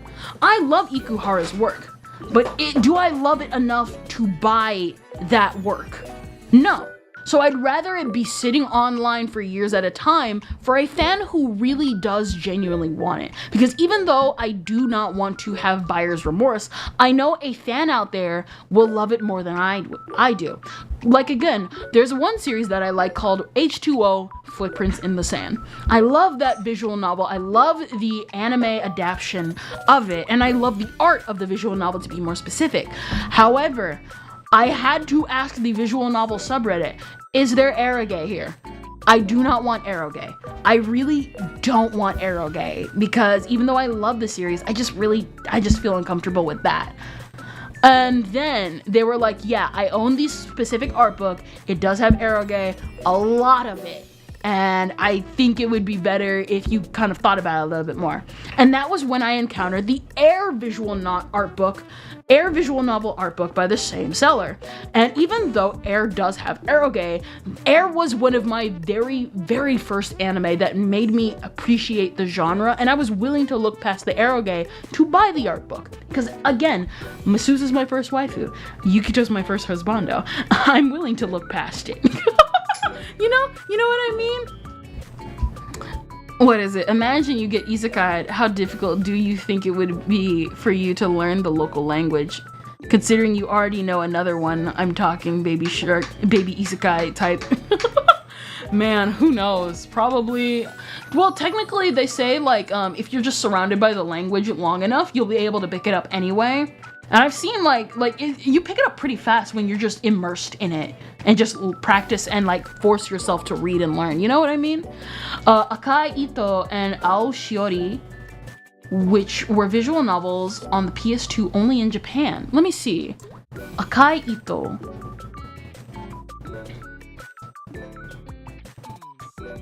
Akai Ito.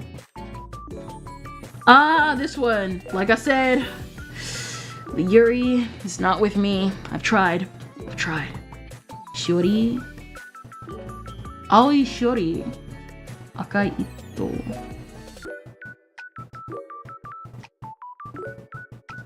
Akai Ito and Aoi Shiori. Okay. The art is beautiful though. And there's also the fact that some art I pick up because like I said, I gush about Penguin Drum and I wanted all the art. I want it to mean something to me. Like a good example, there's an author that I follow, and I've like tweeted about this along with the art books. I ordered all 3 volumes of Soloist in a Cage. I love Soloist in a Cage. It's really, really good. I highly recommend it. And if they made an art book, I would pick it up. I even like started reading their work Astro Baby, but I mean this when I try and pick up art books or materials for things that mean something to me or their art speaks to me in a way. And it just depends. Hello, bunny. What is it? We're talking about art books and stuff. Art and art books and everything. And so like even though I briefly had an encounter with Soul Eater, I still like the art of Soul Eater speaks to me because it literally influenced like my like taste in like art and stuff like that. Same with Air, same with Penguin Drum and stuff like that because I really like it. And Soloist in a Cage. I like this type of art. I like this types of works, and I'm not just gonna buy stuff willy-nilly and then end up having buyer's remorse and wish I would have gone for something else instead. Like a good example, one thing, like I'm like really picky about Nendoroids. I'm super picky. Super picky about Nendoroids. The only Nendoroids I own are Misuzu Kamio from Air, Mafu, and Soraru. The only other Nendoroids I'm probably ever gonna own after this might be Nene and Suisei from HOTLINE, and Princess of the Crystal Nendoroid. And I'm still thinking of the Princess of the Crystal Nendoroid because I want the Princess of the Crystal figurine for the 20th anniversary because that one actually looks really, really beautiful. Oh, I like your character style. Thank you. Oh my gosh. Like, stuff. I'm just kind of... Like I said, I'm picky when it comes to like merch because like I said, I'm not sure. I'm like I said, I was never able to buy like the stuff I wanted. back then when things either were or were not popular. And like, man, I'm just happy I'm able to. I'm just happy I'm able to. And like just display them on the shelf, which is why like I like talked about my new shelf from last time that my sister like thankfully gave to me. And I still have like one slot left, yet I'm trying to hold back so that I'm not just slabbing books. I'm not like collecting books over and over and over and stuff. Oh, I like Air Gear's manga art style. Oh, Air Gear. I remember every time I would look up Air Gear would always show up. I actually heard good things about Air Gear, like later on when it stopped showing up in recommendations and stuff. Yes! Is there an Elemental Gelade art book?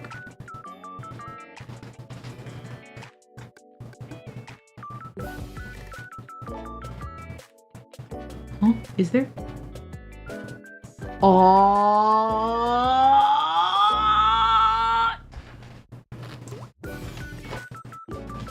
Your girl. Unfortunately, the addiction does not end. The addiction does not end. Oh my gosh. This is all your guys' fault, by the way. And I found... I'll be putting this to the side real quick. Bring in the soups. I'm kidding. You do not have to. You do not have to. I'm genuinely joking. Okay.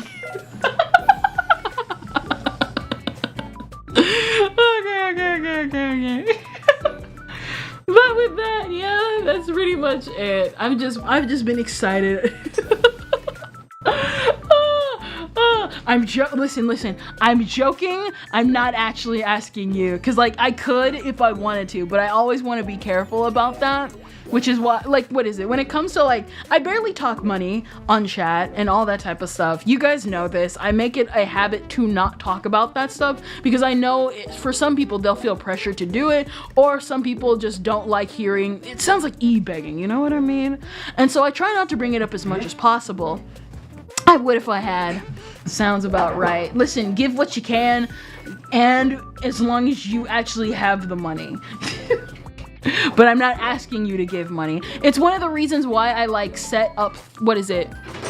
Because you know how like some people, they want to help even though they can't, or they want to donate in their own special way. That's why I have why I have like memberships. It's why I have Ko-fi in case people don't feel comfortable doing it through YouTube. They want to do it through Ko-fi. It's also why I have Throne for people who, they don't want to do like money donations. They want to do like thing type donations. I have these things available, but I don't talk about them because I personally feel like, again, that's e-begging. It's weird, but I have it open and available for you. Heck, it took like 5 months for me to turn on notifications for Throne because I thought turning on notifications for Throne was cringe.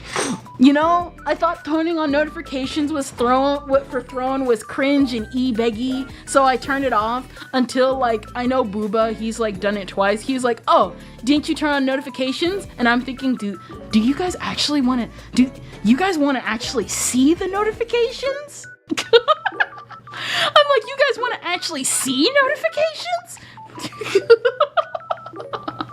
Or they asked Pippa to go out on a date with them for $500. Listen to me. Listen. I'm gonna repeat a line. From from VeggieTales. Listen, money is no object.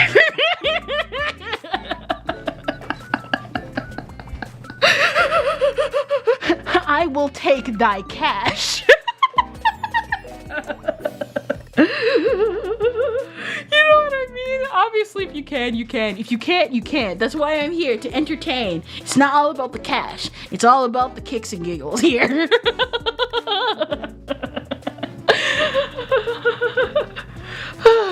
If I want to commission art from you, I can do it through here. What is it? Art commissions are through Ko-fi.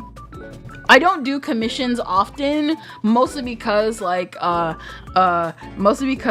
worry that I'm not gonna meet your expectations. And so it's there, it's available, but I always want to be careful about it. You know what I mean? You always want to be careful because some people are built to like do commissions, and then you got people like me who are worried that they might mess up and screw up the process of a commission, and then you got some people who are just bad at just doing commissions, period.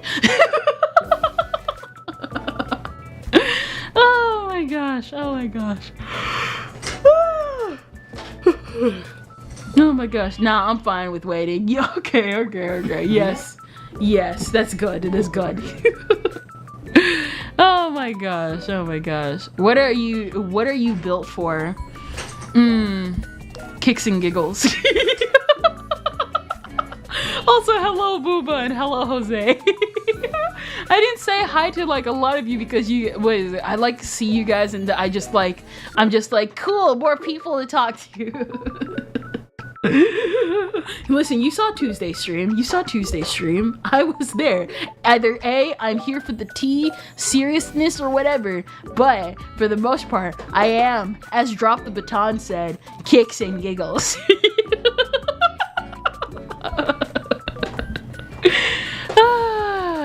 I could never commission someone for something. One, I would have no idea what to commission. Pretty much it's more of like an idea-based thing. For me, I know what I want to like commission because like I usually have an idea in mind. Like, what is it? Like, I'm commissioning music for like when eventually we do the 2.0 like down the line. One of the things you guys actually suggested was that when we could, because I need to keep doing the manga room because I do like the manga room. It's just that every single time. Wait, what? Your life is nothing. You serve zero purpose. You should eat a ghost pepper now. What is it? I just woke up. Oh, Kai. Nice. Go back to sleep. I'm just kidding. What is it? For like, a good example was like how in the, how when we were doing the manga room, which we need to do more of, is just that like getting that set up is actually a lot more stressful than I thought. When you procrastinate, of course. When we were doing the manga room, you guys were like, the music does not fit the theme of the manga room. It sounds too cheery and it sounds kind of weird and it just doesn't match the vibe. You know what I mean? And so now I'm thinking, I never thought of that before. Maybe I should get specifically commissioned music for when we do the manga room. Kind of stuff like that. It's down the line. It'll still take a minute. But you know what I mean? Stuff that'll like add to the atmosphere of the stream. Stuff that feels more lived in, you know? Stuff that's like semi-immersive, you're prepared for what's about to go down. All that type of stuff. You know what I mean? I don't know why I'm talking like a mob boss. Oh my gosh. Just play sicko mode. Ugh. I haven't heard that term in a hot minute.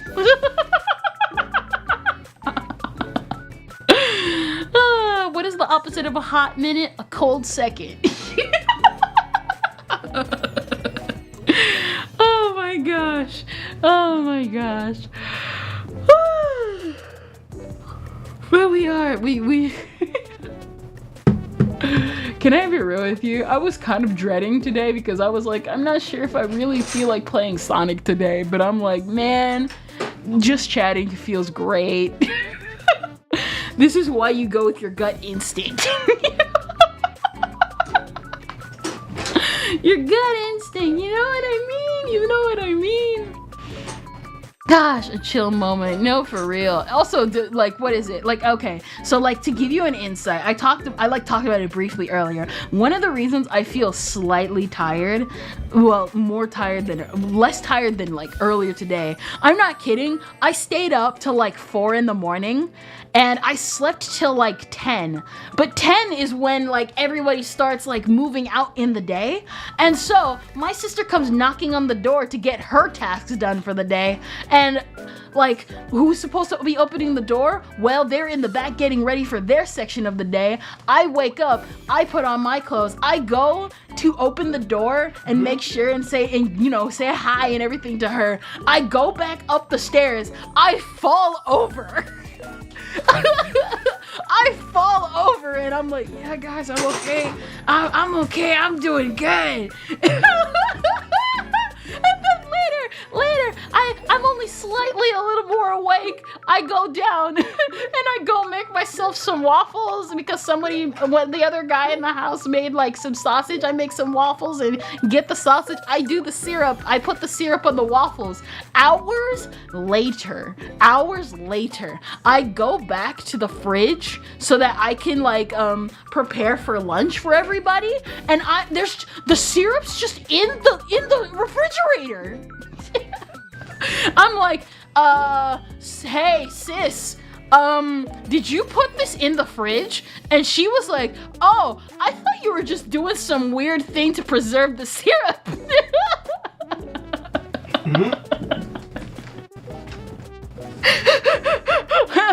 I was like, man, I was barely conscious earlier.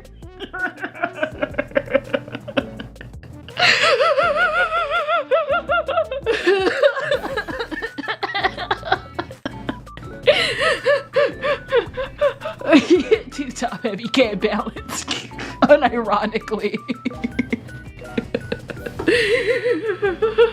What? Never play Sonic. What's wrong with you?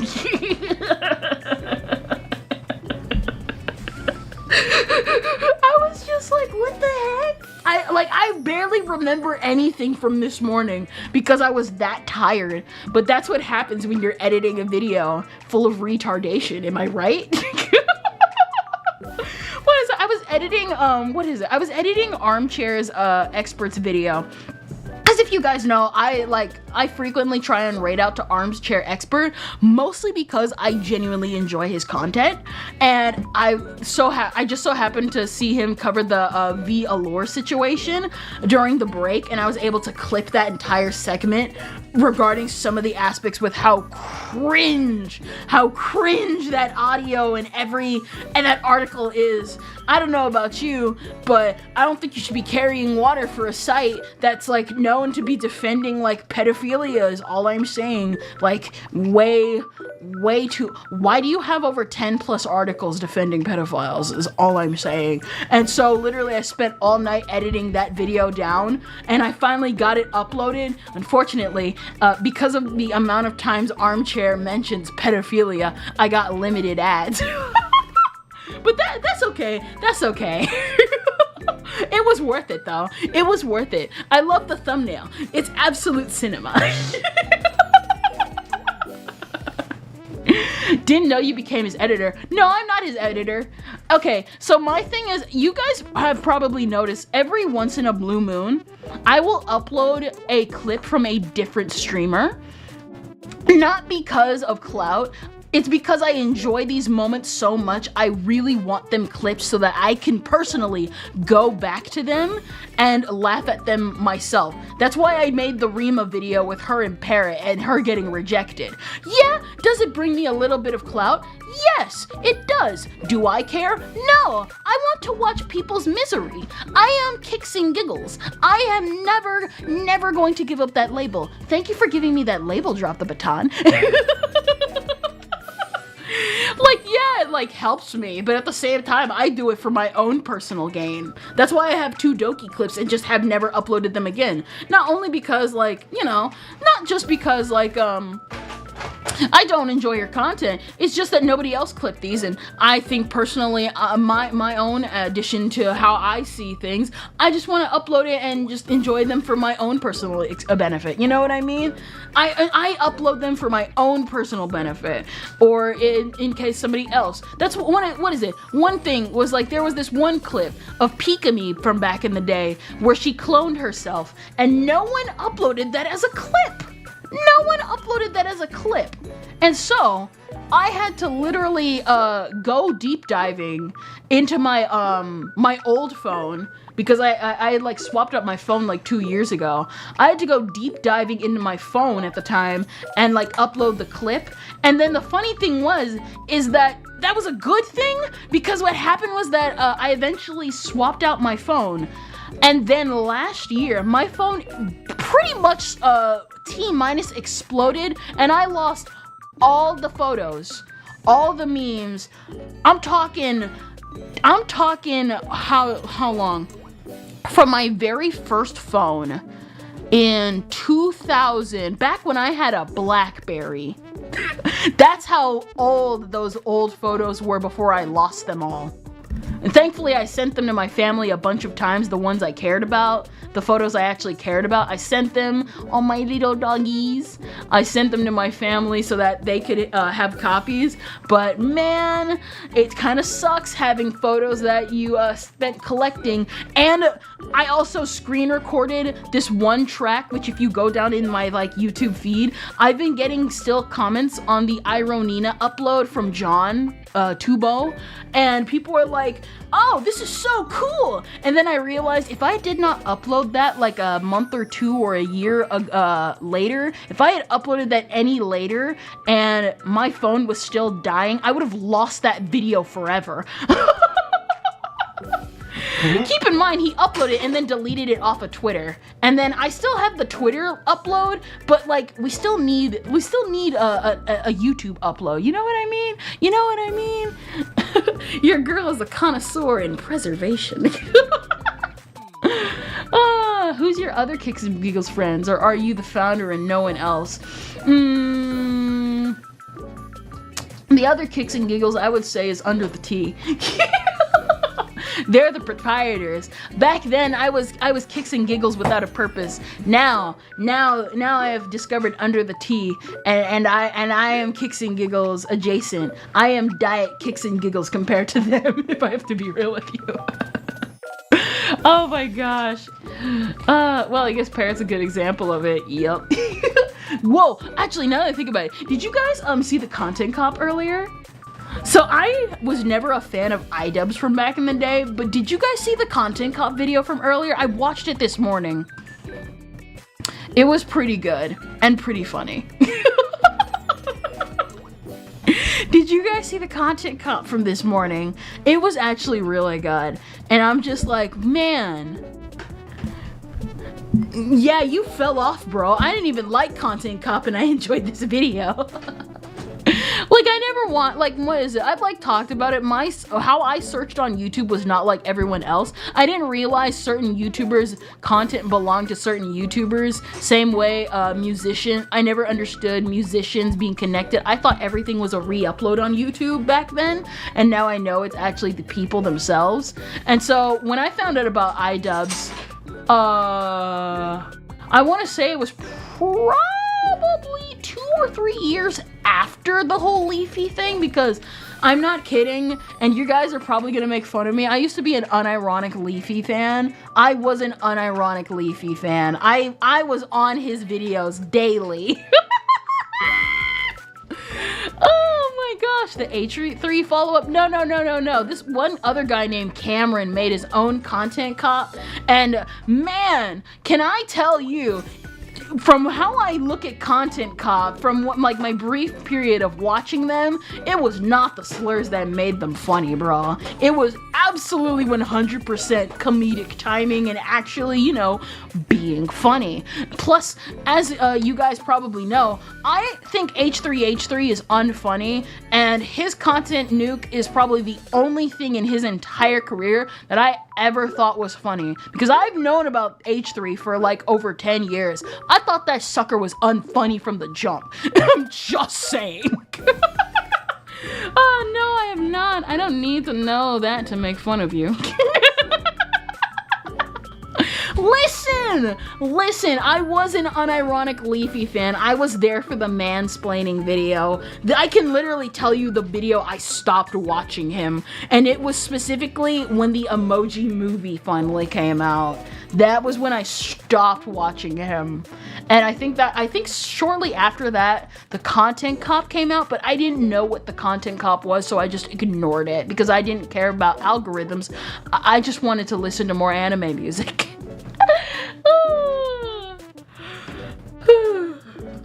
That, and I think at the time I was also getting into rock, specifically Myth and Roid. I loved Myth and Roid. That is like the one band I love to death. I love Myth and Roid. Have any of you ever listened to Myth and Roid? They specifically did the opening 2 for Re:Zero. and ending one of ReZero. And they did all the endings and Veracity for Overlord. Did Leafy have a fall? Yeah, he spazzed out when Ian like content copped him, and then when Ian became a cuck, Leafy just made fun of him, and then Leafy didn't get the memo that this isn't the early 2010s anymore, and then he got nuked off of Twitch and YouTube.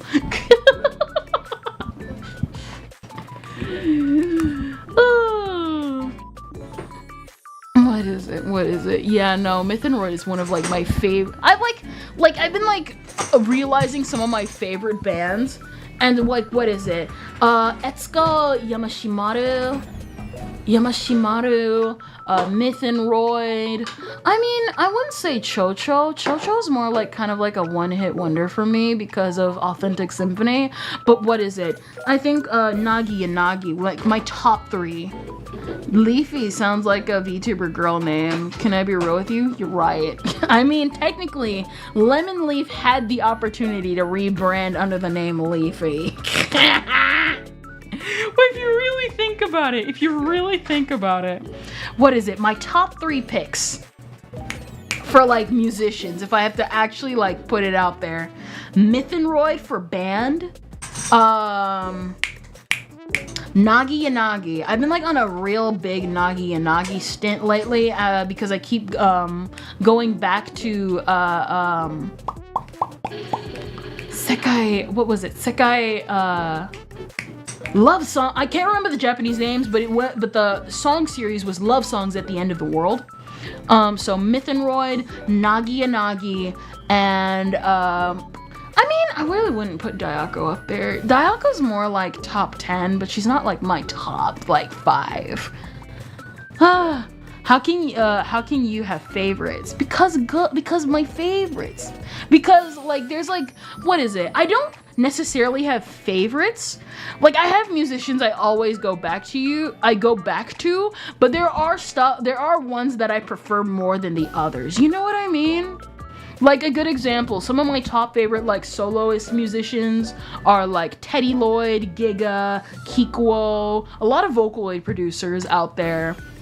But like my favorite bands or like regular singers out there that are not like indie, Nagi Yanagi, Myth and Royd, and I literally forgot the name of the other person I was literally talking about.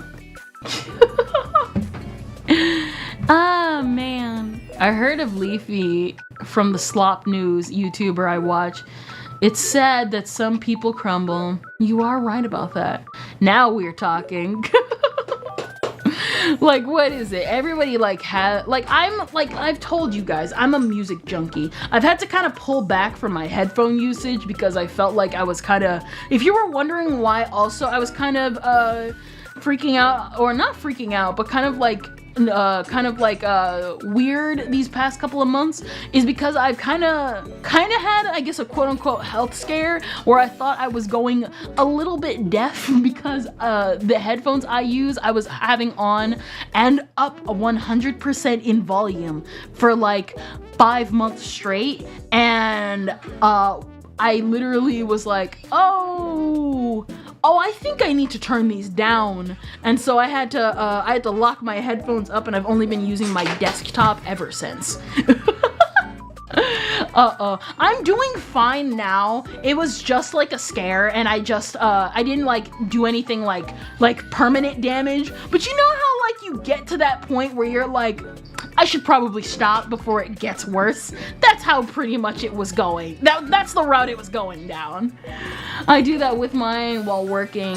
Well, it's more like I always used to have my headphones turned up all the way, but these specific headphones I had gotten, which was a Samsung the Galaxy Buds. The Galaxy Buds are louder than even Apple earbuds, and I liked that.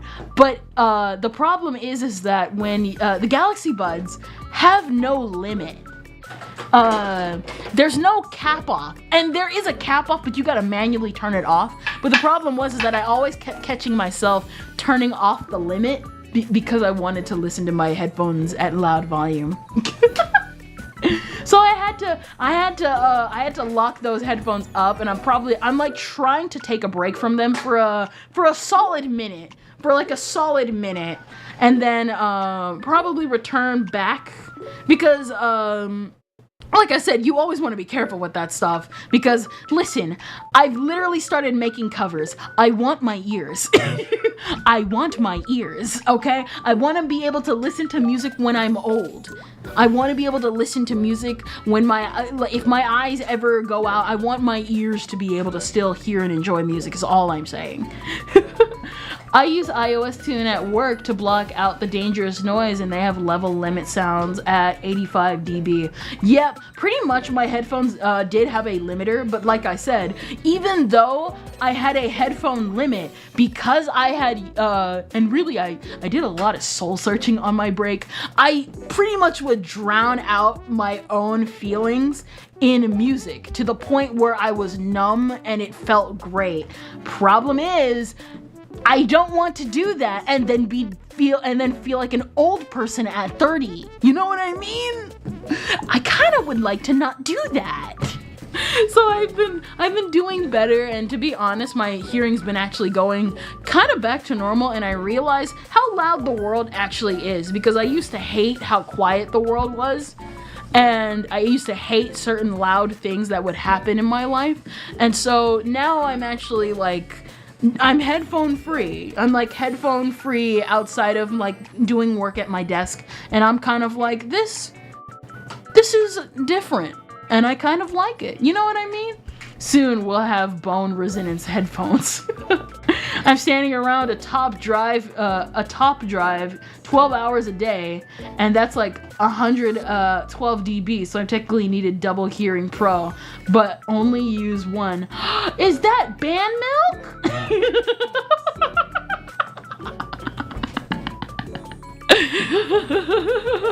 Only people who understand will get that joke.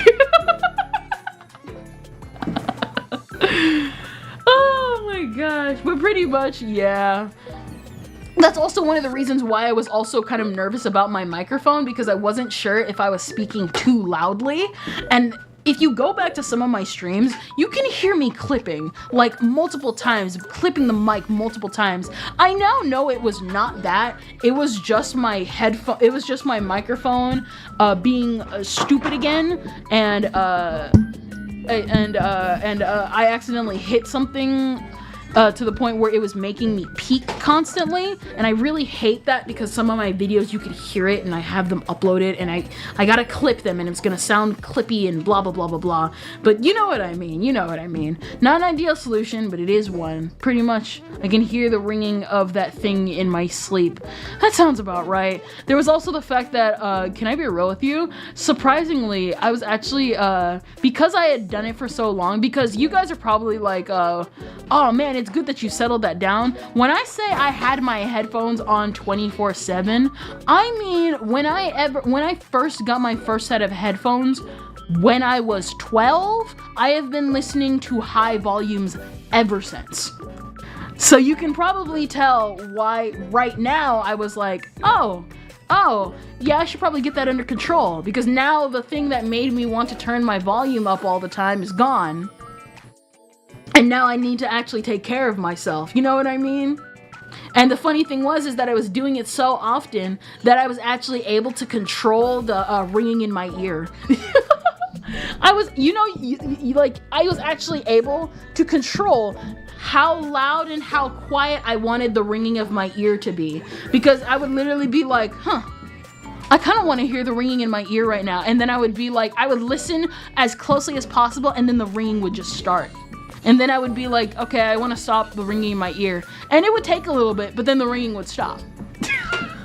That's how bad it was. But you're only 13 mentally. What is it? Oh, yay, YouTube Coon filtered out one of your messages. What?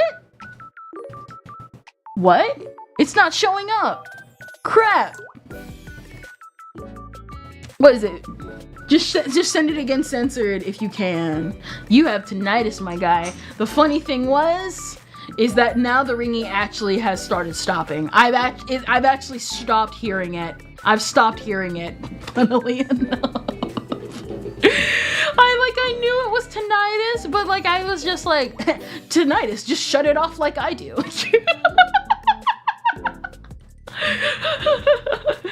You're tuning it out mentally.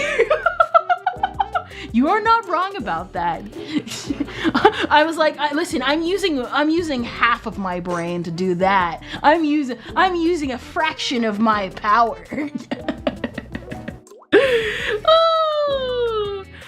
Oh my gosh. I have no idea what word I said that filtered it out. YouTube do be like that. I somehow got the habit of taking the earbud out when I fall automatically, by the way. That sounds about right. That sounds about right.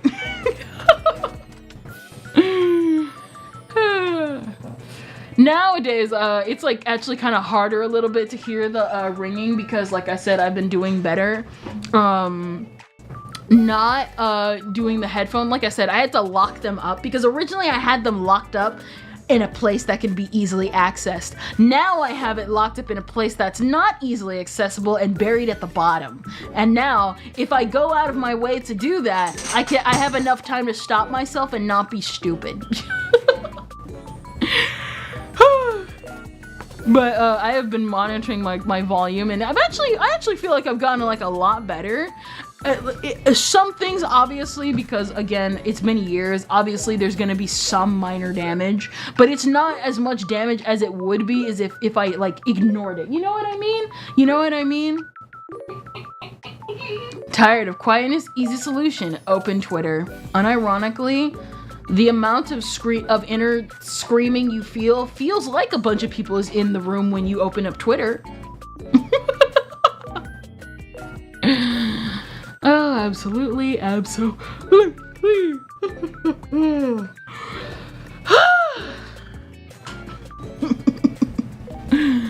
Oh my gosh. I think the one thing I am excited about tomorrow, I'm gonna show you guys the fan art I made. You guys are gonna love it. I also needed a better choice of soundproof earbuds. Yeah. What is it? Lol, did they really filter out the word Twitter? Oh, excuse me. Okay, that's actually automatic. Excuse me. That's actually automatic. The reason why is because of bots. Because I remember a long time ago, I remember I made a post and I said the word Instagram and I thought the person filtered it out. But I don't have Twitter and all that stuff filtered out, so it's probably just like a bot thing, you know what I mean? You gotta like censor it. It's weird. I know why, but it still sucks. But yeah. Oh yeah, that's right. That's what I was saying. I'm excited to show you guys tomorrow. I'm excited to show you guys something interesting tomorrow. One of the ways Twitch is slightly better. You are right about that. You are right. But the only reason why it's better is because somebody had to make a bot blocker, which I now have to update. Now that I think about it, I have to update the blocking. I have to update the commander root blockchain because I know it's been like how many years since I've blocked every bot on Twitch? Probably 5. So in those 5 years, probably a ton more bots have like been unblocked ever since. You know what I mean? Either unblocked or have been created. I meant YouTube Coon filtering it out. What silliness, haha. Ain't that the truth? What is it? Oh yeah, that's right. That's what I kept saying. I'm excited to show you guys something tomorrow. So I kept saying this, but this is probably the fastest because it's been a while since we did a drawing stream. I want to do more drawing streams. I just want to do more drawing streams. I think I might like dedicate weeks to where we're just doing drawing streams instead of just back-to-back gameplay streams to just feel like we're getting through it, because that's what it feels like sometimes, even though I don't want it to be. But like what is it? I've made fan art. And this is the fastest fan art piece I've ever made, because if you guys saw obviously Tuesday, I have apparently broken my vow of monolingual of monogamy with my husbandos. I have loved the same husbando. Like, I had one husbando and I've only ever swapped husbandos once in my entire anime journey. Literally, I had that streak broken by freaking Panty and Stocking of all series, where I have now been like, nope, my anime harem shall commence. My anime harem is real. I sat down that night and I finished that fan art. It's almost done. We just have to color it. It's so stupidly funny. I love it. Of me? Nope.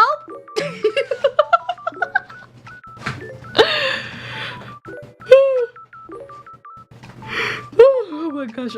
Oh my gosh.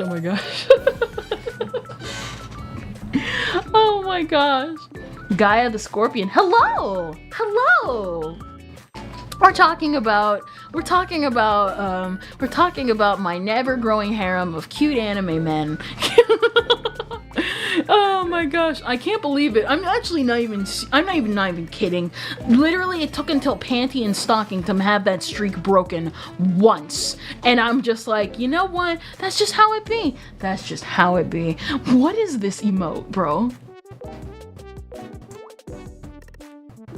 Chico walks.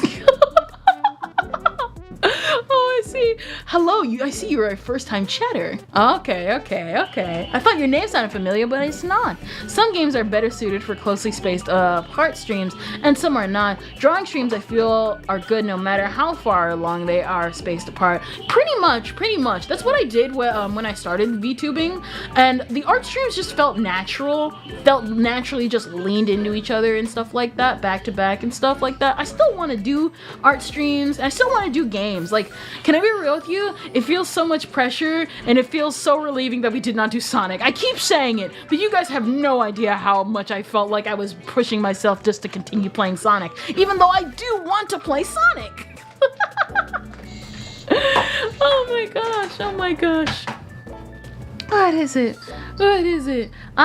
I'm probably clipping that segment with me and Lumi and all of us gushing about our favorites. Listen. I told you guys. I also recommended it. I told you guys. It's listen. I've been monogamous in my husbando career. And it took until I had a good 15 plus year streak. We had a good one.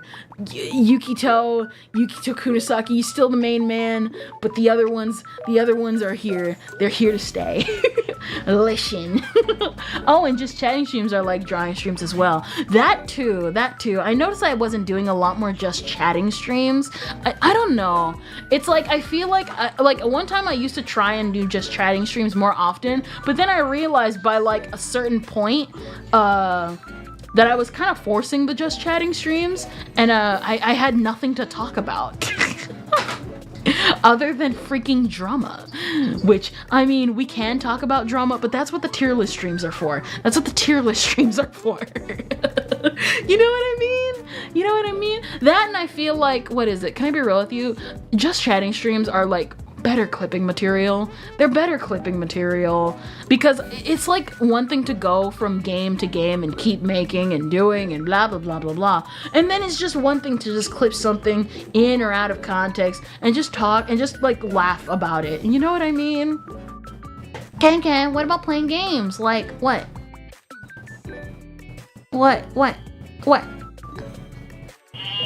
What's your next what are your next targets?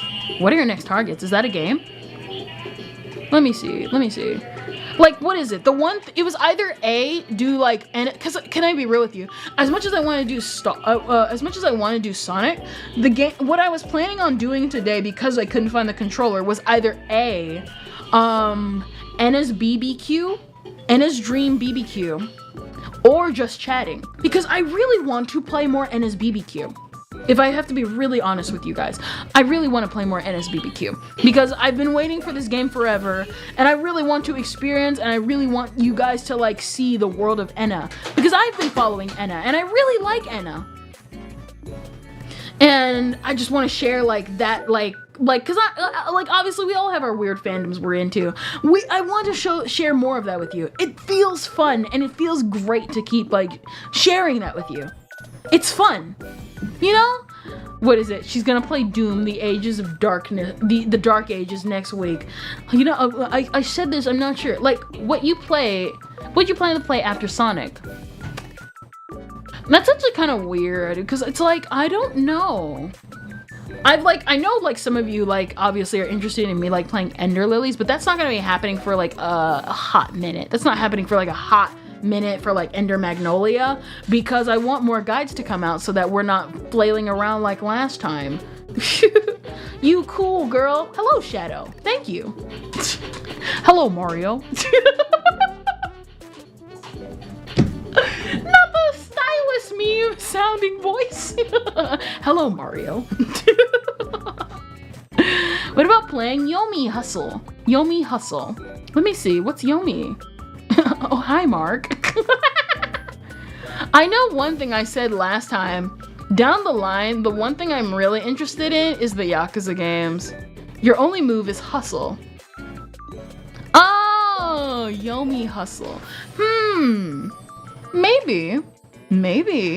Like I said, I'm interested in playing like cool new games or maybe not cool new games, or I don't know. I just want to play. I want to play and have fun. And I'm having fun in playing Sonic. Don't get me wrong, but it feels daunting playing Sonic back to back. And I didn't have that feeling when I was playing Ender Lilies, because Ender Lilies is just a straightforward game. Whereas I guess with Sonic, it's like you got to play the game and then you got to play every other character in their game, and then it's a big game because, of course, it was a big game for its time. You know what I mean?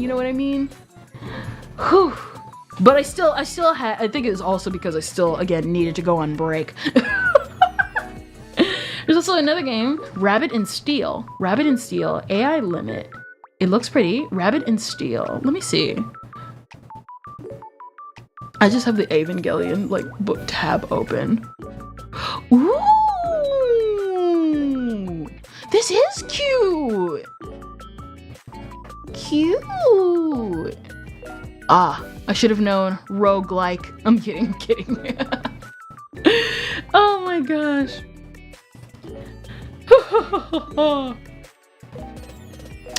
Dun dun dun dun dun.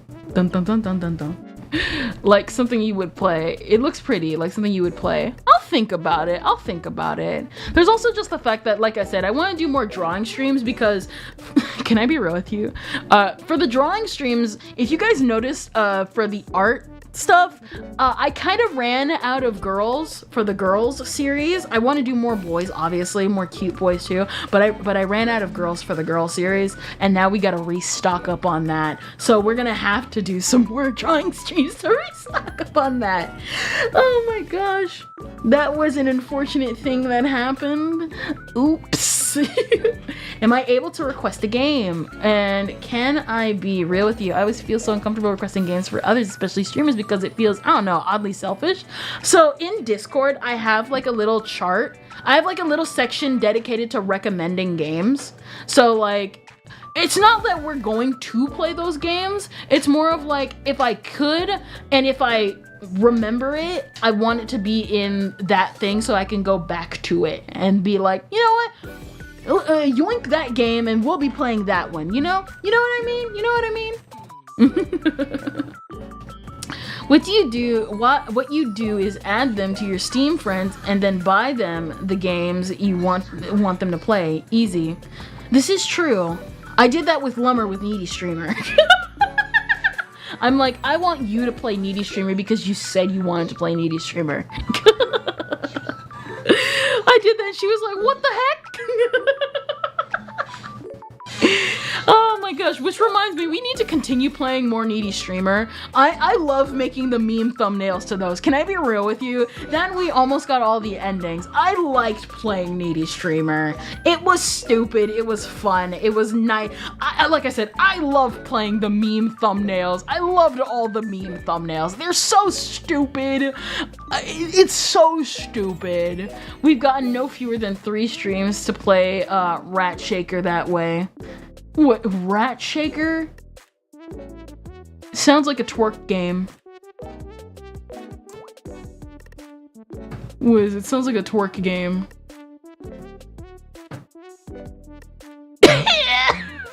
What the heck? First off, this looks scary. This looks scary.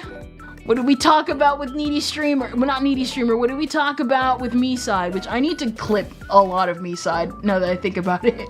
I still haven't clipped the one section. I have the clip, but is this the one game? Is this that one game where you're supposed to do the surgery? Man, I remember when no, that was Surgeon Simulator. That was Surgeon Simulator. We need to play Surgeon Simulator. You shake a rat. Mila. Well, it was an unfortunate event. It's a game called Rat Shaker. This thumbnail's freaking me out a little bit. Maybe. You know what? Maybe. We might. Maybe.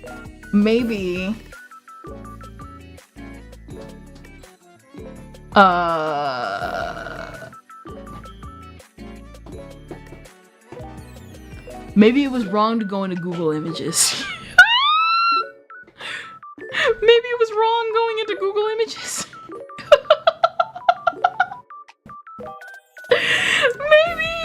Maybe.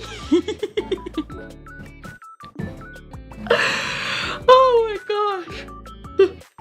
Girl, man, that face is exactly what I made. Can I be real with you? Okay, can I tell you something funny that happened? So I told you last night I was clipping, right? I was clipping the armchair video, and one of the segments had to do what is it? One of the things was, I can't take this seriously. The guide to eye effing. How to stare at someone sexually. And I kid you not, I was like, all right, looks like I gotta get the tag, to make like a hentai tag joke. And now, obviously, you guys know, I don't do hentai. I don't do that type of stuff. I'm too virgin for that. I'm too virgin for that. And so what ended up happening was, I was like, all right, I need to get it, but there's no image of the tag on Google, so it looks like I gotta go into hentai to actually screenshot the tag. And number one, the mistake was going in with no ads, so I had to pull up my ad blocker browser and look it up and grab the tag from there. My virgin eyes, bro. I'd rather take the ads with the naked ladies, because why was one of the first images I saw Serena, Usagi, Sailor Moon beat up under the eye penetration. What are we doing? What is the plot? What is the plot, brother? What is the plot here? What is this? What is this? Why? That was the first thing I saw, and I was like, what are we doing with Sailor Moon? Anyway, I thought that was so stupid. I was like, what the heck? Bye-bye.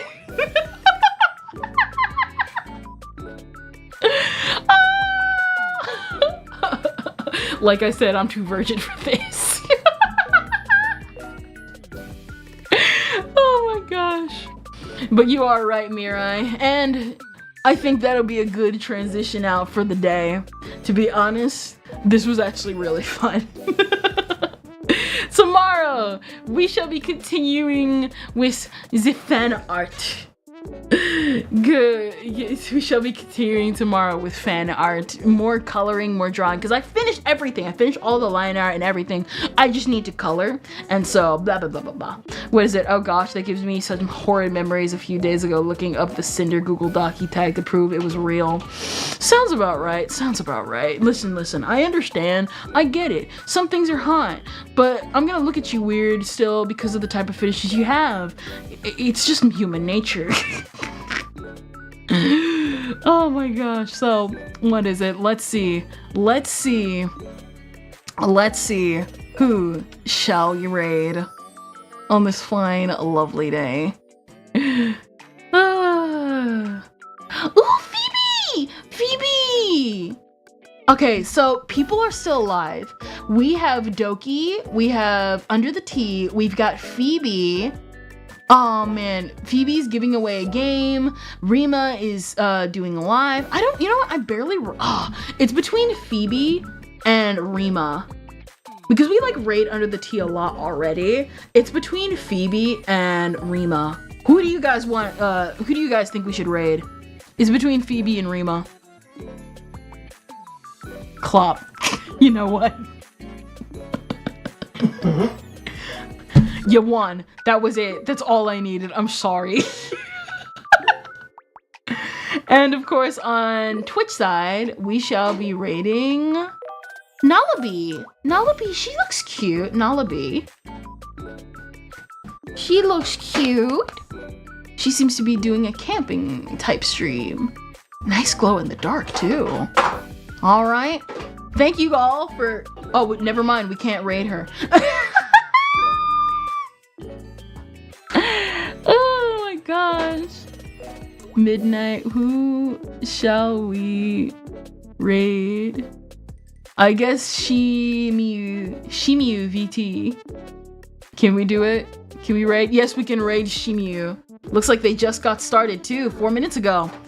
All right, guys. Thank you all for a lovely evening. I had fun talking. I had fun with my kicks and giggles self. Thank you all, especially since this was technically not timed. This was actually very fun, and I'm happy to be streaming for you guys. See you tomorrow for some coloring and art and playlist time, because it's been a long time since I've talked about the Kendrillion playlist, so. See you all next time. Kendrillion, out.